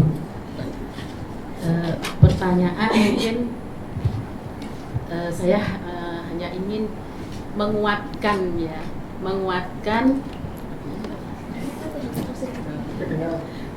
saya hanya menguatkan apa yang ditulis oleh Romo Sindu itu karena suatu disertasi, jadi tetapi yang isinya sangat menggugah saya, karena saya juga bukan dari akademisi FISIP ya, saya latar belakang saya dari ekonom, dan kebetulan almarhum suami saya itu berteman baik dengan Romo Sindu. Jadi waktu saya membaca disertasi Romo Sindu itu mengalir, budaya-budaya yang ada di sini itu mengalir, dan ternyata memang benar apa yang dikupas di sini dengan kondisi-kondisi yang pada saat itu saya mungkin masih kecil dan sekarang pun. Nah, yang mungkin ada beberapa contoh yang saya akan sampaikan, mungkin akan membuat suatu penuduhan bahwa kalau tadi sudah diungkapkan oleh Bapak Yusril bahwa wong cilik itu konotasinya itu ada malas, ada bodoh ya. Itu saya jadi teringat 2005 itu kita mulai di Surabaya itu mulai peduli lingkungan ya. Jadi itu. Nah, yang saya bayangkan wong cilik di tempat saya itu Pak Gledek sampah, tukang sampah. Ya, tukang sampah itu warga itu selalu hanya komplain, hanya protes. Kenapa Pak tukang sampah ini enggak mau kerja yang rajin yang ini ya? Saya hanya mengatakan dadio dheweke. Karena mereka warga di rumah itu kan memang konotasinya mampu ya, minimal itu dosen dan sebagainya itu mampu. Tapi kenapa memprotes? Kita tidak tahu mereka bagaimana dia sudah bekerja dengan sekuat tenaga. Nah, saya selalu menyampaikan dadio dheweke, dadio kaya dheweke. Jadi seperti andai kan kamu jadi dia, apa masih bisa bertahan hidup dengan kondisi yang seperti dia gitu ya. Nah, itu saya hanya ingin menguatkan mungkin kepada yang generasi yang lebih muda bahwa kondisi saat ini kita melihat dari sisi wong cilik itu mungkin kalau di petani itu ya kita bisa membandingkan, tapi sangat sulit. Tapi dalam kehidupan sehari-hari kita seperti tadi Romo ungkapkan di tukang oplet, di tukang beca itu ya memang kita merasakan. Tapi yang di dalam kehidupan sehari-hari kita masih bisa merasakan kondisi orang cilik yang dia tidak punya kesempatan untuk ngomong, tidak punya kesempatan untuk bicara. Tapi kalau dia disentuh hatinya, dia akan lebih tinggi rasa humanismenya daripada kita ini. Itu yang mungkin saya ingin sampaikan. Kemudian yang di bab 5 saya memang sampaikan ke Romo, saya sangat pelan-pelan membacanya karena saya merasa flashback kembali dari dulu ya. Dari yang bab 5 itu tentang Samin. Tentang Samin, suku Samin. Dulu kalau saya itu bersama dengan Eyang Suwargi dan Suwargi ibu saya almarhum, itu mereka kalau ada yang kurang sopan ya, karena memang di Jawa itu unggah-ungguh tadi ya, kalau disebutkan piyayi atau bukan piyayi, unggah-ungguh. Tapi kalau ada yang teman atau saudara yang seperti tidak punya unggah-ungguh, dasar wong Samin. Saya juga masih kecil ya, saya nggak tahu kok bolak-balik itu kok wong Samin ini kok selalu kok nggak bagus. Nah, setelah saya baca sampai di tempat babnya Romo ini bab berapa ya, 5 kalau nggak salah ya Romo. Samin, betul ternyata dia itu orang-orang yang dilahirkan di Blora, asalnya dari Blora. Dan dia di situ orangnya yang sebetulnya sabar, tapi protes dalam pemberontakannya itu diem, wis nggak ngereken, aku sikil arep jigang, aku melaku nggak usah nunduk gitu ya. Itu yang konotasinya kalau orang Jawa itu orang sopan iki wong samin gitu. Nah, setelah saya baca ini ternyata benar dan itu terbukti. Saya merasakan ada saudara saya dapat orang Blora, ya dapat orang Blora, laki-laki Blora. Persis seperti ini yang dia kelakuannya ini persis ya, diem, pinter, diem, tapi dia punya pemberontakan yang nggak frontal. Nah, jadi keluarga yang semula tuh hampir bubar, ya, istrinya itu macam-macam dan gini, dia dengan sabar. Dan di sini dikupas oleh Romo benar-benar omah itu seperti apa gitu ya. Nah, jadi kita bisa melihat sesuatu yang dibalik sejarah yang dituliskan di sini. Buku ini sangat bagus untuk kita kalau yang sudah pernah merasakan ya introspeksi, tapi untuk yang masa depan mungkin kita juga bisa lebih punya pengharapan gitu. Jadi yang ingin saya tanyakan mungkin ke Bapak Anton atau Bapak Yusril di sini, apakah di akademisi ya, secara akademisi itu bisa membangkitkan semangat dari para generasi yang lebih muda dari kami untuk lebih applied-nya itu bagaimana gitu secara mudahnya.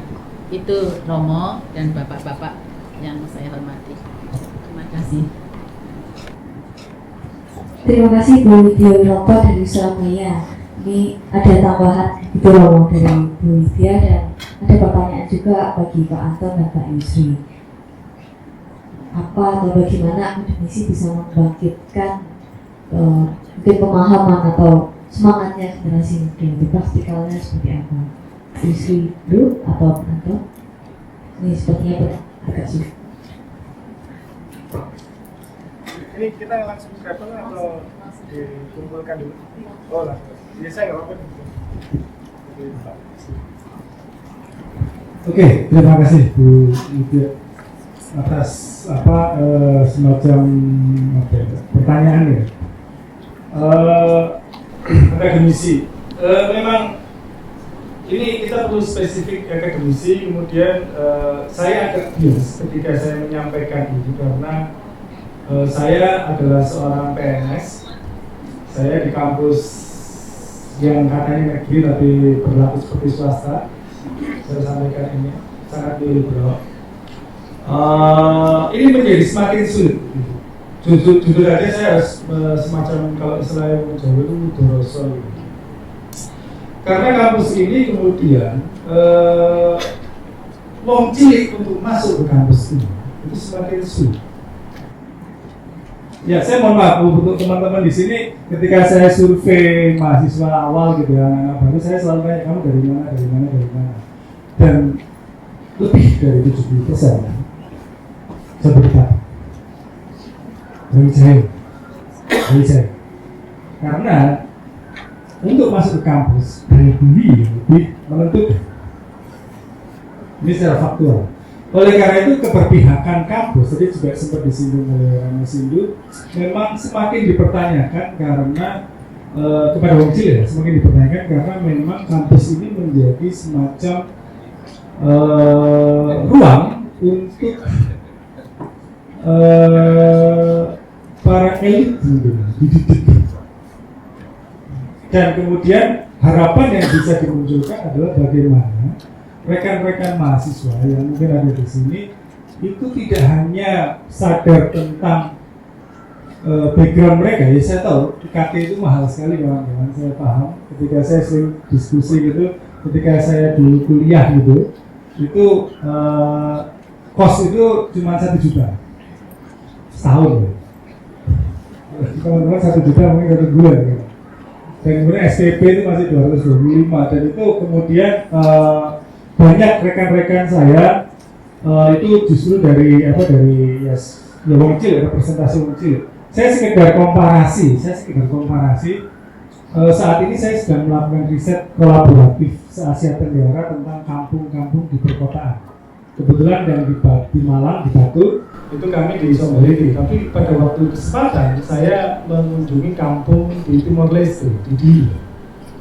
Kami meneliti kampung di pinggir sungai Congoro. Jadi ada sungai Congoro itu. Di situ anak dari para penambang pasir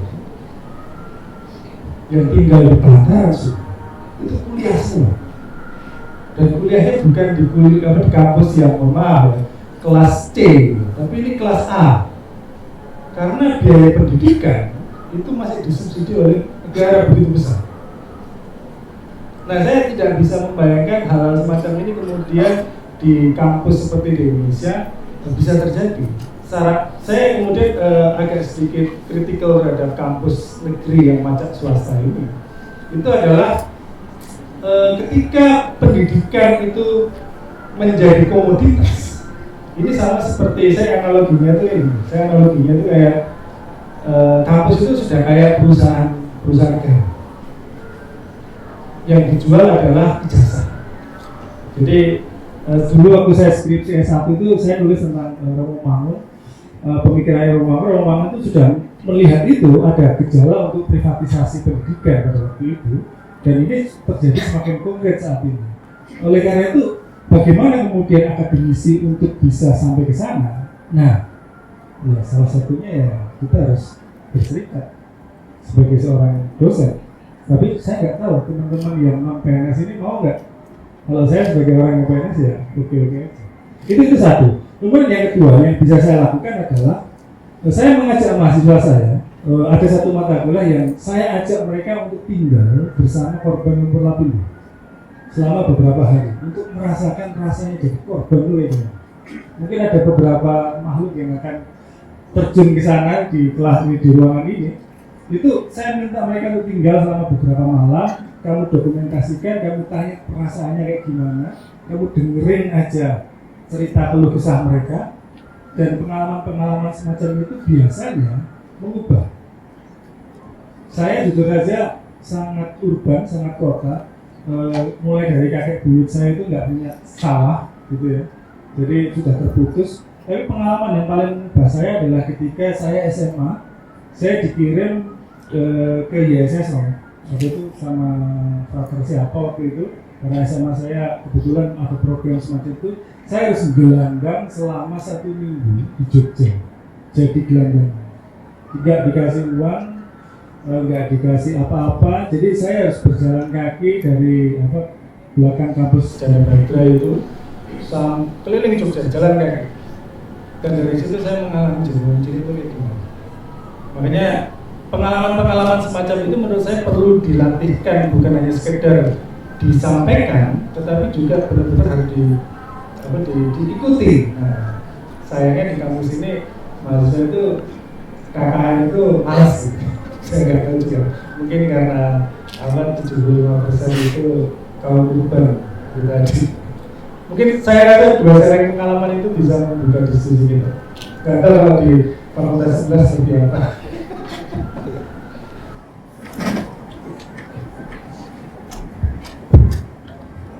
Baik, saya menambahkan sedikit untuk merespons apa yang sudah disampaikan oleh Bu Widya dari Surabaya, adalah poin-poin yang sangat menarik, kemudian juga menurut saya kritikal terkait misalnya dengan bagaimana mungkin tetangga-tetangga Bu Widya begitu ya mengadringkan atau melihatkan pak sampah gitu ya. Ya, saya kira kita semua yang hidup di kota gitu ya, sampah itu kan memang biasanya diambil oleh pak sampah gitu.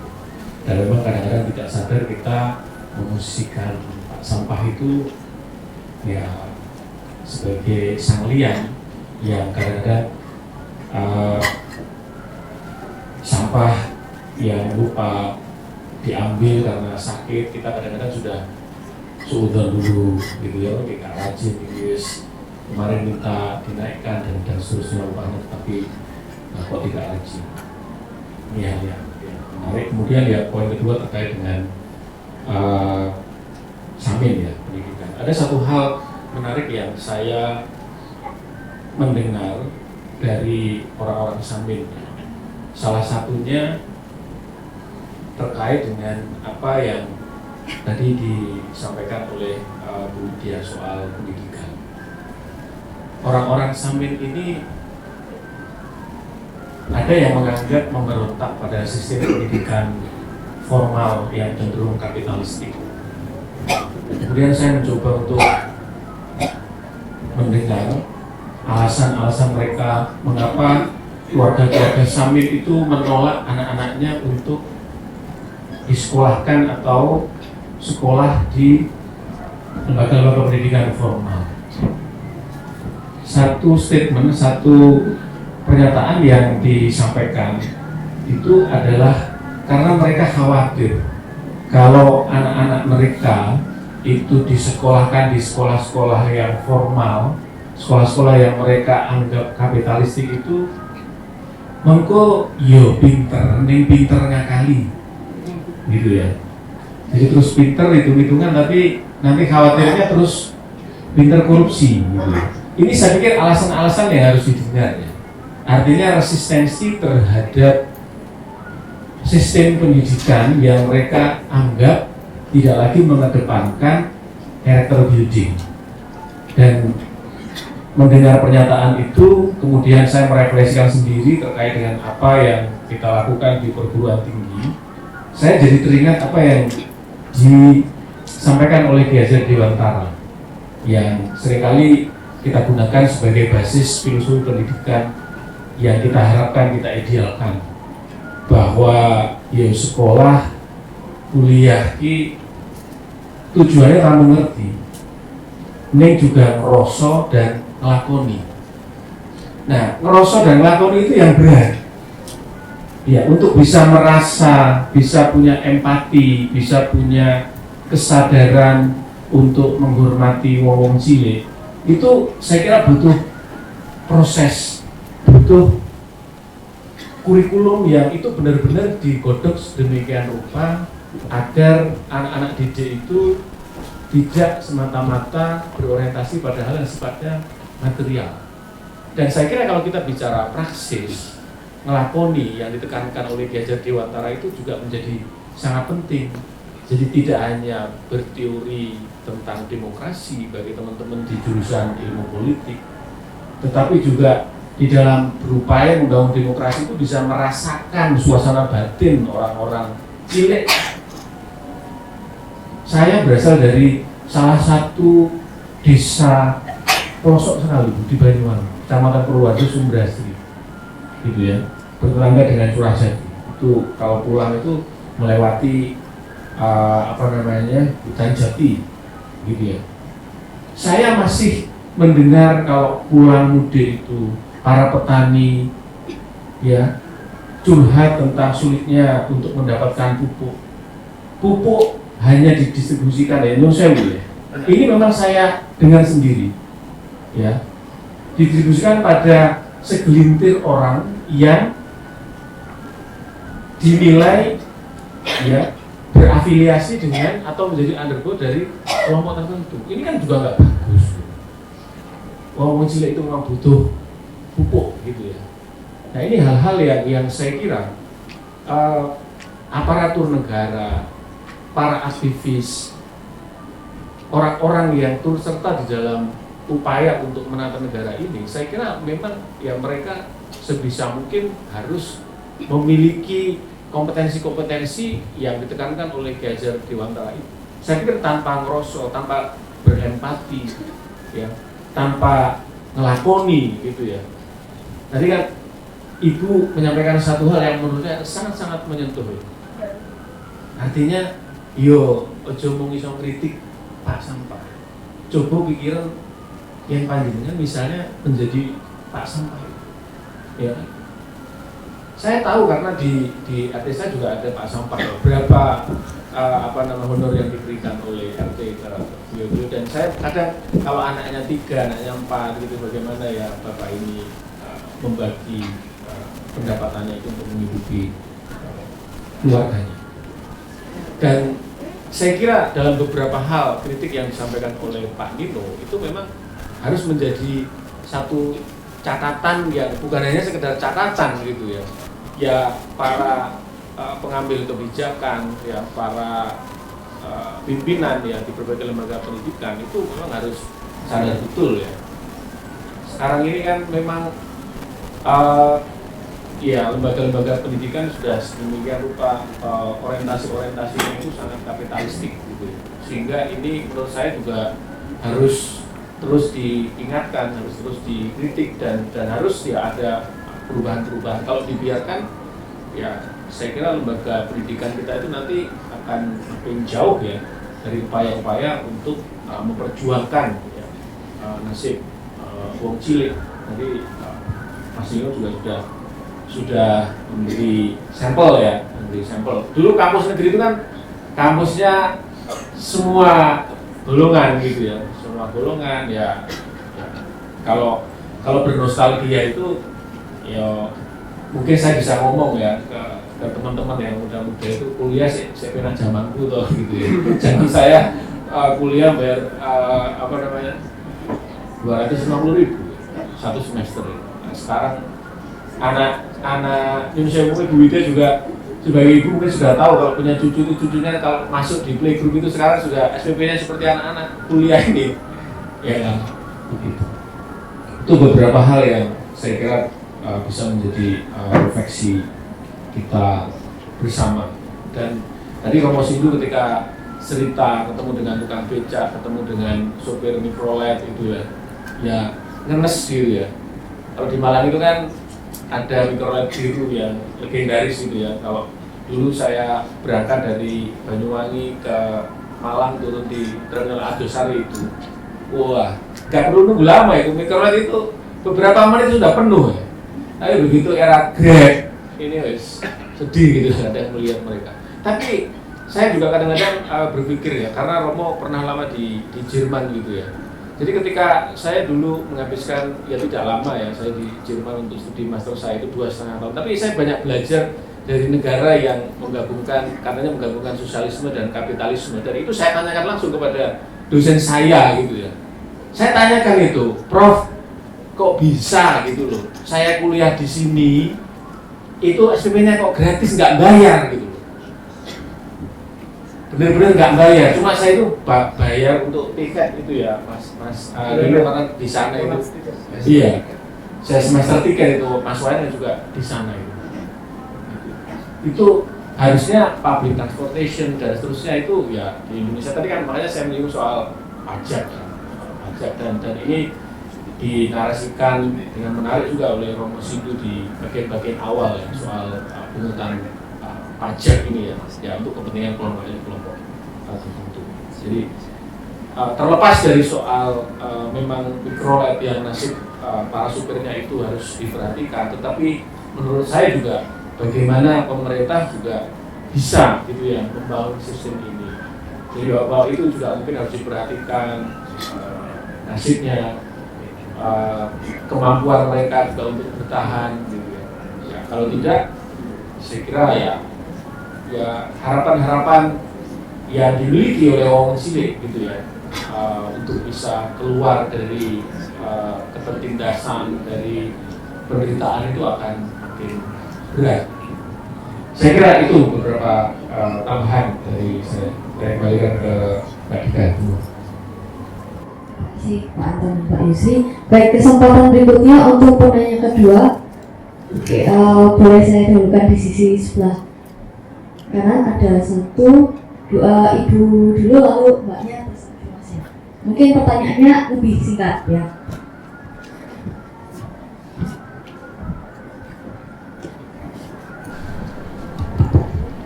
Terima kasih atas waktunya. Saya Lela dari Landung Sari. Saya sebetulnya adalah ibu rumah tangga yang aktivitasnya di rumah ya bersama anak-anak saja, bersama dengan anak-anak saja. Tapi alhamdulillah diberi amanah untuk mengelola sebuah taman baca seperti itu. Saya tertarik untuk datang ke sini karena Satu, saya direkomendasikan oleh Bapak Ratmoko untuk membaca serial novelnya Bajang oleh Romo Sindunata yang di situ saya melihat ini benar-benar karya sastra gitu loh, tidak hanya sekedar novel yang selama ini beredar, karena saya juga mengikuti novel-novel yang ada yang bermunculan seperti itu. Tapi ini benar-benar kembali, ya Allah, ini sastra yang sebetulnya tuh seperti ini nih loh. Selain sastra-sastra itu, saya juga menemukan falsafah-falsafah yang ditulis oleh Romo Sindunata dan menjadi bahan diskusi saya, yang sebenarnya saya tidak terlalu paham dengan wayang, tapi berkat membaca novel Dua Bajang itu, saya menjadi ada bahan diskusi dengan bapak saya yang ada di rumah Rembang. Jadi saya lebih tahu apa sih wayang itu sebenarnya. Terima kasih Romo Sindunata untuk menuliskan karya-karya luar biasa. Setelah ini saya pasti akan membaca dan membeli Ratu Adil itu. Kemudian saya hanya ingin sedikit pernyataan dari saya bahwa sebenarnya menurut saya tadi disinggung sangat banyak tentang Jawa. Jawa bukan hanya sebuah entitas, tapi menurut saya Jawa adalah sebuah spirit. Jadi tidak hanya sekedar entitas, kemudian sebuah lahan, tapi sebuah spirit yang ada di situ. Karena kalau kita melihat sendiri, Jawa itu kan secara sejarah, kemudian secara budi, itu sangat dalam sekali. Dan itu yang jarang sekali kemudian dituliskan atau diungkapkan oleh banyak ilmuwan ataupun banyak pentutur. Jadi saya melihat ada gap antara generasi dahulu dengan generasi yang sekarang ini, seperti itu. Kemudian saya juga masih meyakini bahwa Jawa, Nusantara adalah tetap akan menjadi mercusuar dunia. Mercusuar bukan artinya menyinari, tidak menjadi sesuatu yang mungkin akan bersinar, tapi dia bisa menjadi mencarikan jalan bagi negara-negara lain, bagi masyarakat kita untuk menjadi sesuatu yang lebih seperti itu. Kemudian yang ingin saya tanyakan sebenarnya adalah perawanan wong cilik tadi disebutkan oleh Bapak. Wong cilik, kalau saya melihat di lingkungan saya sendiri, sebenarnya wong cilik ini yang seperti apa gitu loh. Karena tidak semua yang kita sebutkan wong cilik itu saat ini mereka mau dibilang wong cilik dengan diberikan bantuan, tapi ternyata ada beberapa hal yang ternyata mereka menarik diri.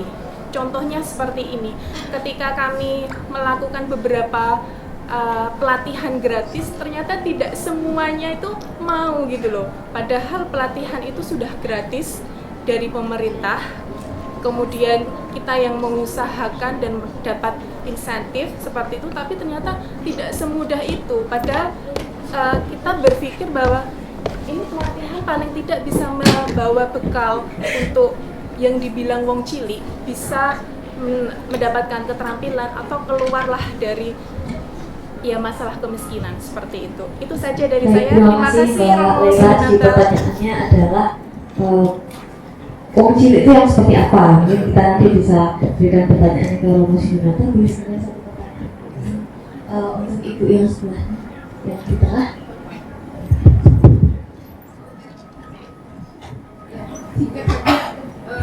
Tadi saya baca sekilas ya kan. Bu siapa? Mbak Latifah dari Batu.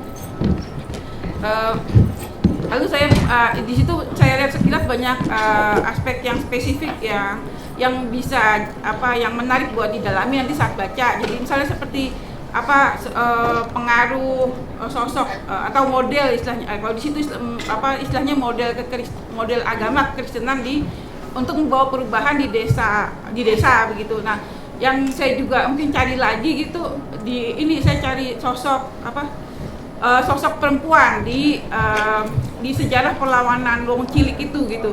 Kalau dari gambarnya itu saya lihat itu Nyai yang mencolok itu sosok Nyai Roro Kidul gitu ya, yang bagian awal. Lalu kemudian di halaman 93 itu ada gambar perempuan sebagai penghibur untuk mengisi ilustrasi tentang gambaran suasana gaya hidup di Madiun kalau nggak salah begitu. Nah jadi mungkin bisa diberikan gambaran lebih kalau ada her story-nya, ada istilahnya bagian atau elemen tentang peran perempuan dalam sejarah perlawanan Wong Cilik gitu ya. Terima kasih. Baik, terima kasih Bu Latifah. Jadi pertanyaan kedua dari Bu Latifah, mungkin ada tambahan sosok perempuan atau penekanan tentang sosok perempuan seperti itu. Untuk dua pertanyaan kami persilakan ke Romo Sindu.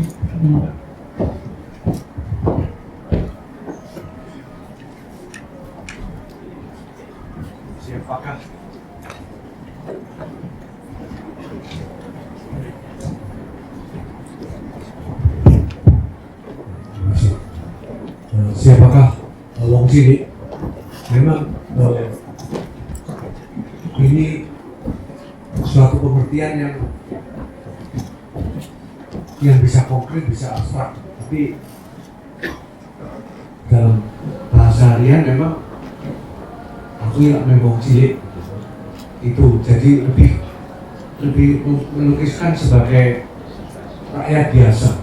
Memang kalau terus distratakan, rakyat ini juga katakan kalangan menengah pun sering menyebut saya hanya rakyat. Jadi memang susah, tetapi saya kira dengan kategori yang lebih sosial ekonomis itu nampak bahwa mereka yang memang betul-betul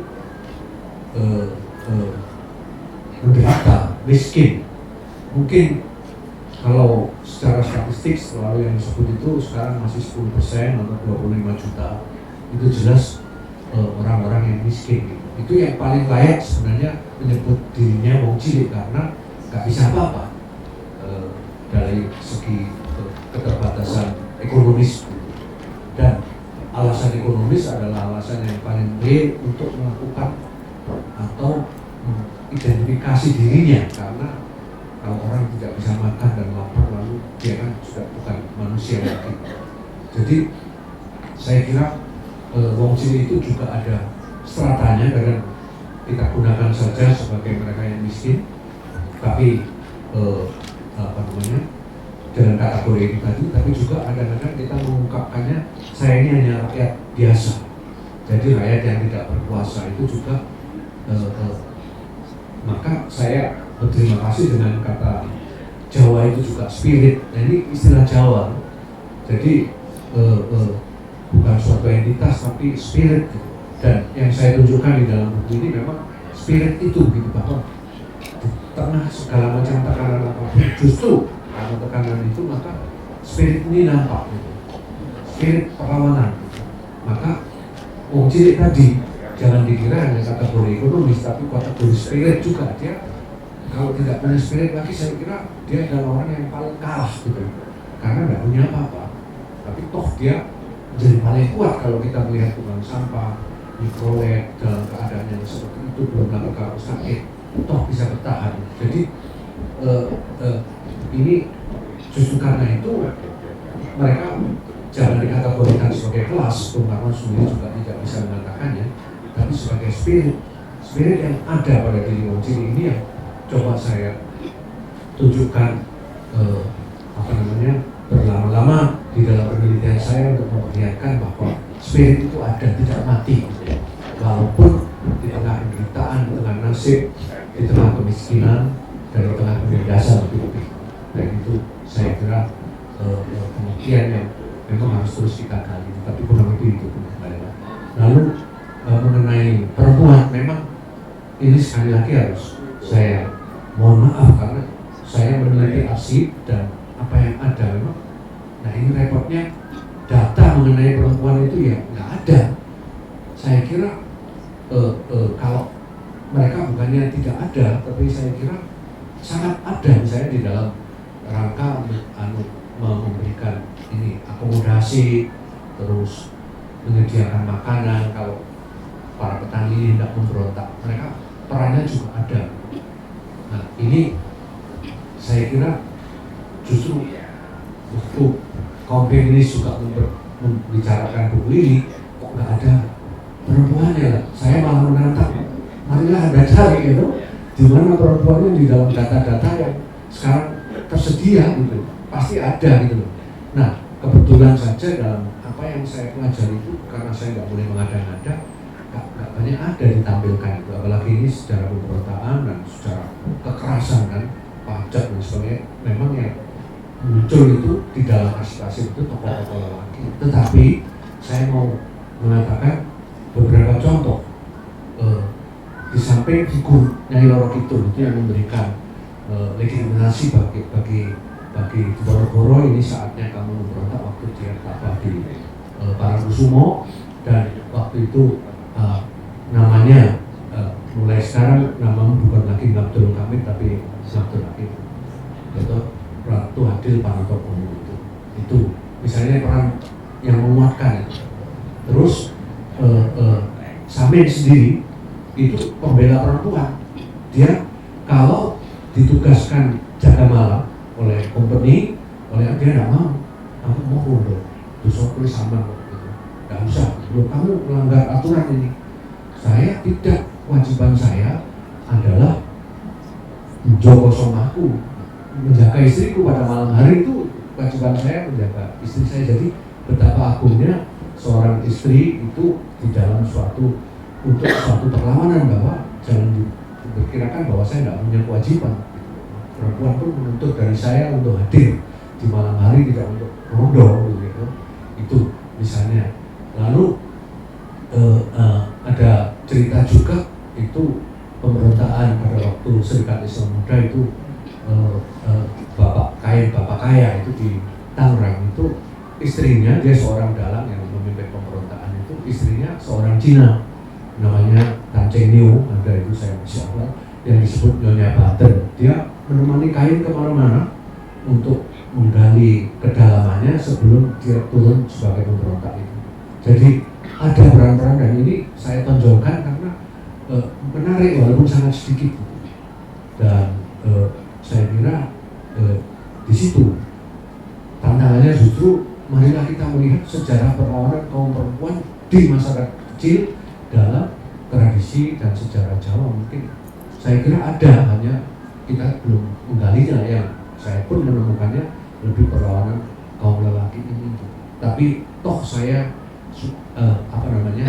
menunjukkan bahkan perjalanan mistik itu dalam tradisi Jawa Islam juga itu adalah manunggaling kawula Gusti itu dalam dilambangkan dalam persatuan seorang lelaki dan perempuan. Maka faktor perempuan ini jangan disepelekan, karena itu dalam kultus Linggayoni di masyarakat Samin ini sangat menonjol, karena ini menjadi argumentasi mereka. Jadi maka saya membayangkan bahwa Ratu Adil itu jangan-jangan juga kalau dalam tradisi Kristiani itu seperti kalau orang Kristen bilang kalau nanti Tuhan datang kembali, dan orang bilang datanglah ya Tuhan itu. Tapi itu berarti puncak dari perjalanan mistik orang Jawa itu adalah laki rabi, persetubuhan itu adalah lambang terjadinya suatu persatuan kebebasan dirinya sebagai lelaki maupun perempuan. Dan ini adalah keagungan yang luar biasa. Nah, kalau kita ketemu, harapan kita ketemu Ratu Adil itu jangan-jangan nikmat kebahagiaannya seperti itu, seperti kalau kita bersatu secara mistik yang digambarkan dalam tradisi laki rabi. Nah, saya memang mencoba menjawab itu, tapi sebisa saya, karena memang datanya sangat sedikit untuk ini. Maka perjuangan kaum perempuan, kaum feminis, saya kira masih sangat panjang untuk di dalam sejarah menunjukkan masa hanya Kartini aja gitu. Saya yakin bapak-bapak seperti yang memberontak di sini kalau tidak ada Mbok Tukinun, Mbok Hasan Mukmin, ya nggak bisa apa-apa. Tapi datanya mana? Dan peran mereka apa? Saya kira mungkin dengan perasaan dan passion seorang perempuan lebih bisa menemukan hal itu. Maka betapa luasnya penelitian yang menantang kita sebenarnya. Terima kasih. Terima kasih kalau masih di atas tanggapannya. Kita masih punya waktu berapa menit ya? Saya respon tempat Boleh, silakan tambahan dari Pak Mahanto. Saya mau merespon soal yang perempuan tadi bicara. Jadi pada waktu saya riset tentang korban Lapindo, ada satu mitologi Jawa, cerita rakyat yang kemudian dimunculkan awalnya oleh seorang geolog yang pro dengan pemerintah bahwa ini adalah karena gempa bumi. Cerita rakyat itu kemudian sangat terkenal dan orang-orang itu menjadi sangat pesimis bahwa mengapa gerakan budaya itu bisa dipercaya di dalam konteks korban Lapindo. Cerita rakyat itu tentang Timun Mas. Kita perlu ingat bahwa cerita rakyat Timun Mas itu figur utamanya adalah seorang perempuan, anak kecil, ya, yang dia memberontak pada Buto Ijo atau istilahnya ijon, orang yang mengijong. Jadi konteks petani Jawa, seorang ibu tua nggak bisa punya anak, kemudian dia mengijong gitu ya, kepada tuan tanah gitu mungkin yang memberikan hutang kepada dia, tapi nanti hasil dari panenan kamu berikan kepada saya. Dan ini kemudian panenannya kemudian ya sebuah timun itu kemudian dibelah, tiba-tiba munculnya adalah seorang perempuan anak kecil, dan itu menurut saya pada waktu itu mitos atau narasi tentang Timun Mas itu digunakan oleh seorang geolog dan kelompok Bakri pada waktu itu untuk menormalisasi ini tuh gejala alam biasa. Tapi pada waktu itu saya dengan beberapa kawan aktivis mengatakan bahwa ini perjuangan seorang petani bisa menenggelamkan raksasa hijau, dan kemudian kami membuat suatu ogoh-ogoh pada waktu itu raksasanya kuning. Nah, kalau Anda mengikuti kasus Lapindo ini kan simbolik ya? Dan memang terbukti bahwa akhirnya raksasa kuning itu nggak pernah menjadi presiden di Indonesia, dan itu sebuah perjuangan yang menurut kami sukses. Jadi kasus Lapindo itu oke, banyak yang kalah, tetapi kami menang dalam beberapa hal. Minimal membuat Bakri itu tidak bisa jadi presiden di Indonesia. Itu. Jadi mungkin sebenarnya itu cerita yang terinspirasi oleh perempuan, ya. Tapi lagi-lagi mungkin kita perlu mencari sumber-sumber sejarahnya, mengapa kisah-kisah semacam itu bisa ada atau bisa tidak. Semacam itu mungkin dari respon dari saya menambahkan perempuan itu di Jawa. Terima kasih Pak Anton atas tambahannya. Mungkin demikian saja karena waktu kita terbatas. Maka sesi tanya jawab sudah kita tutup. Yang terakhir sebagai penutup, kami berterima kasih sekali lagi kepada Romo Sindu sudah berkenan hadir, kepada Pak Anton Fernanto sudah berkenan mengulas, juga Pak Isi Fajar di sini.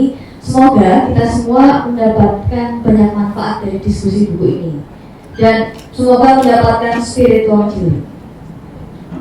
Saya ucapkan sampai jumpa pada kesempatan berikutnya. Selaku moderator, mohon maaf apabila ada kekurangan. Terima kasih dan wassalamualaikum warahmatullahi wabarakatuh. Kembali ke Bu Atia. Baik, terima kasih. Sekali lagi berikan aplaus yang meriah untuk Terima kasih kepada pemateri yang bersedia telah hadir dan menyempatkan waktunya untuk memberikan sharing-sharing seputar materi pembahasan buku. Saya selaku MC undur diri. Wassalamualaikum warahmatullahi wabarakatuh.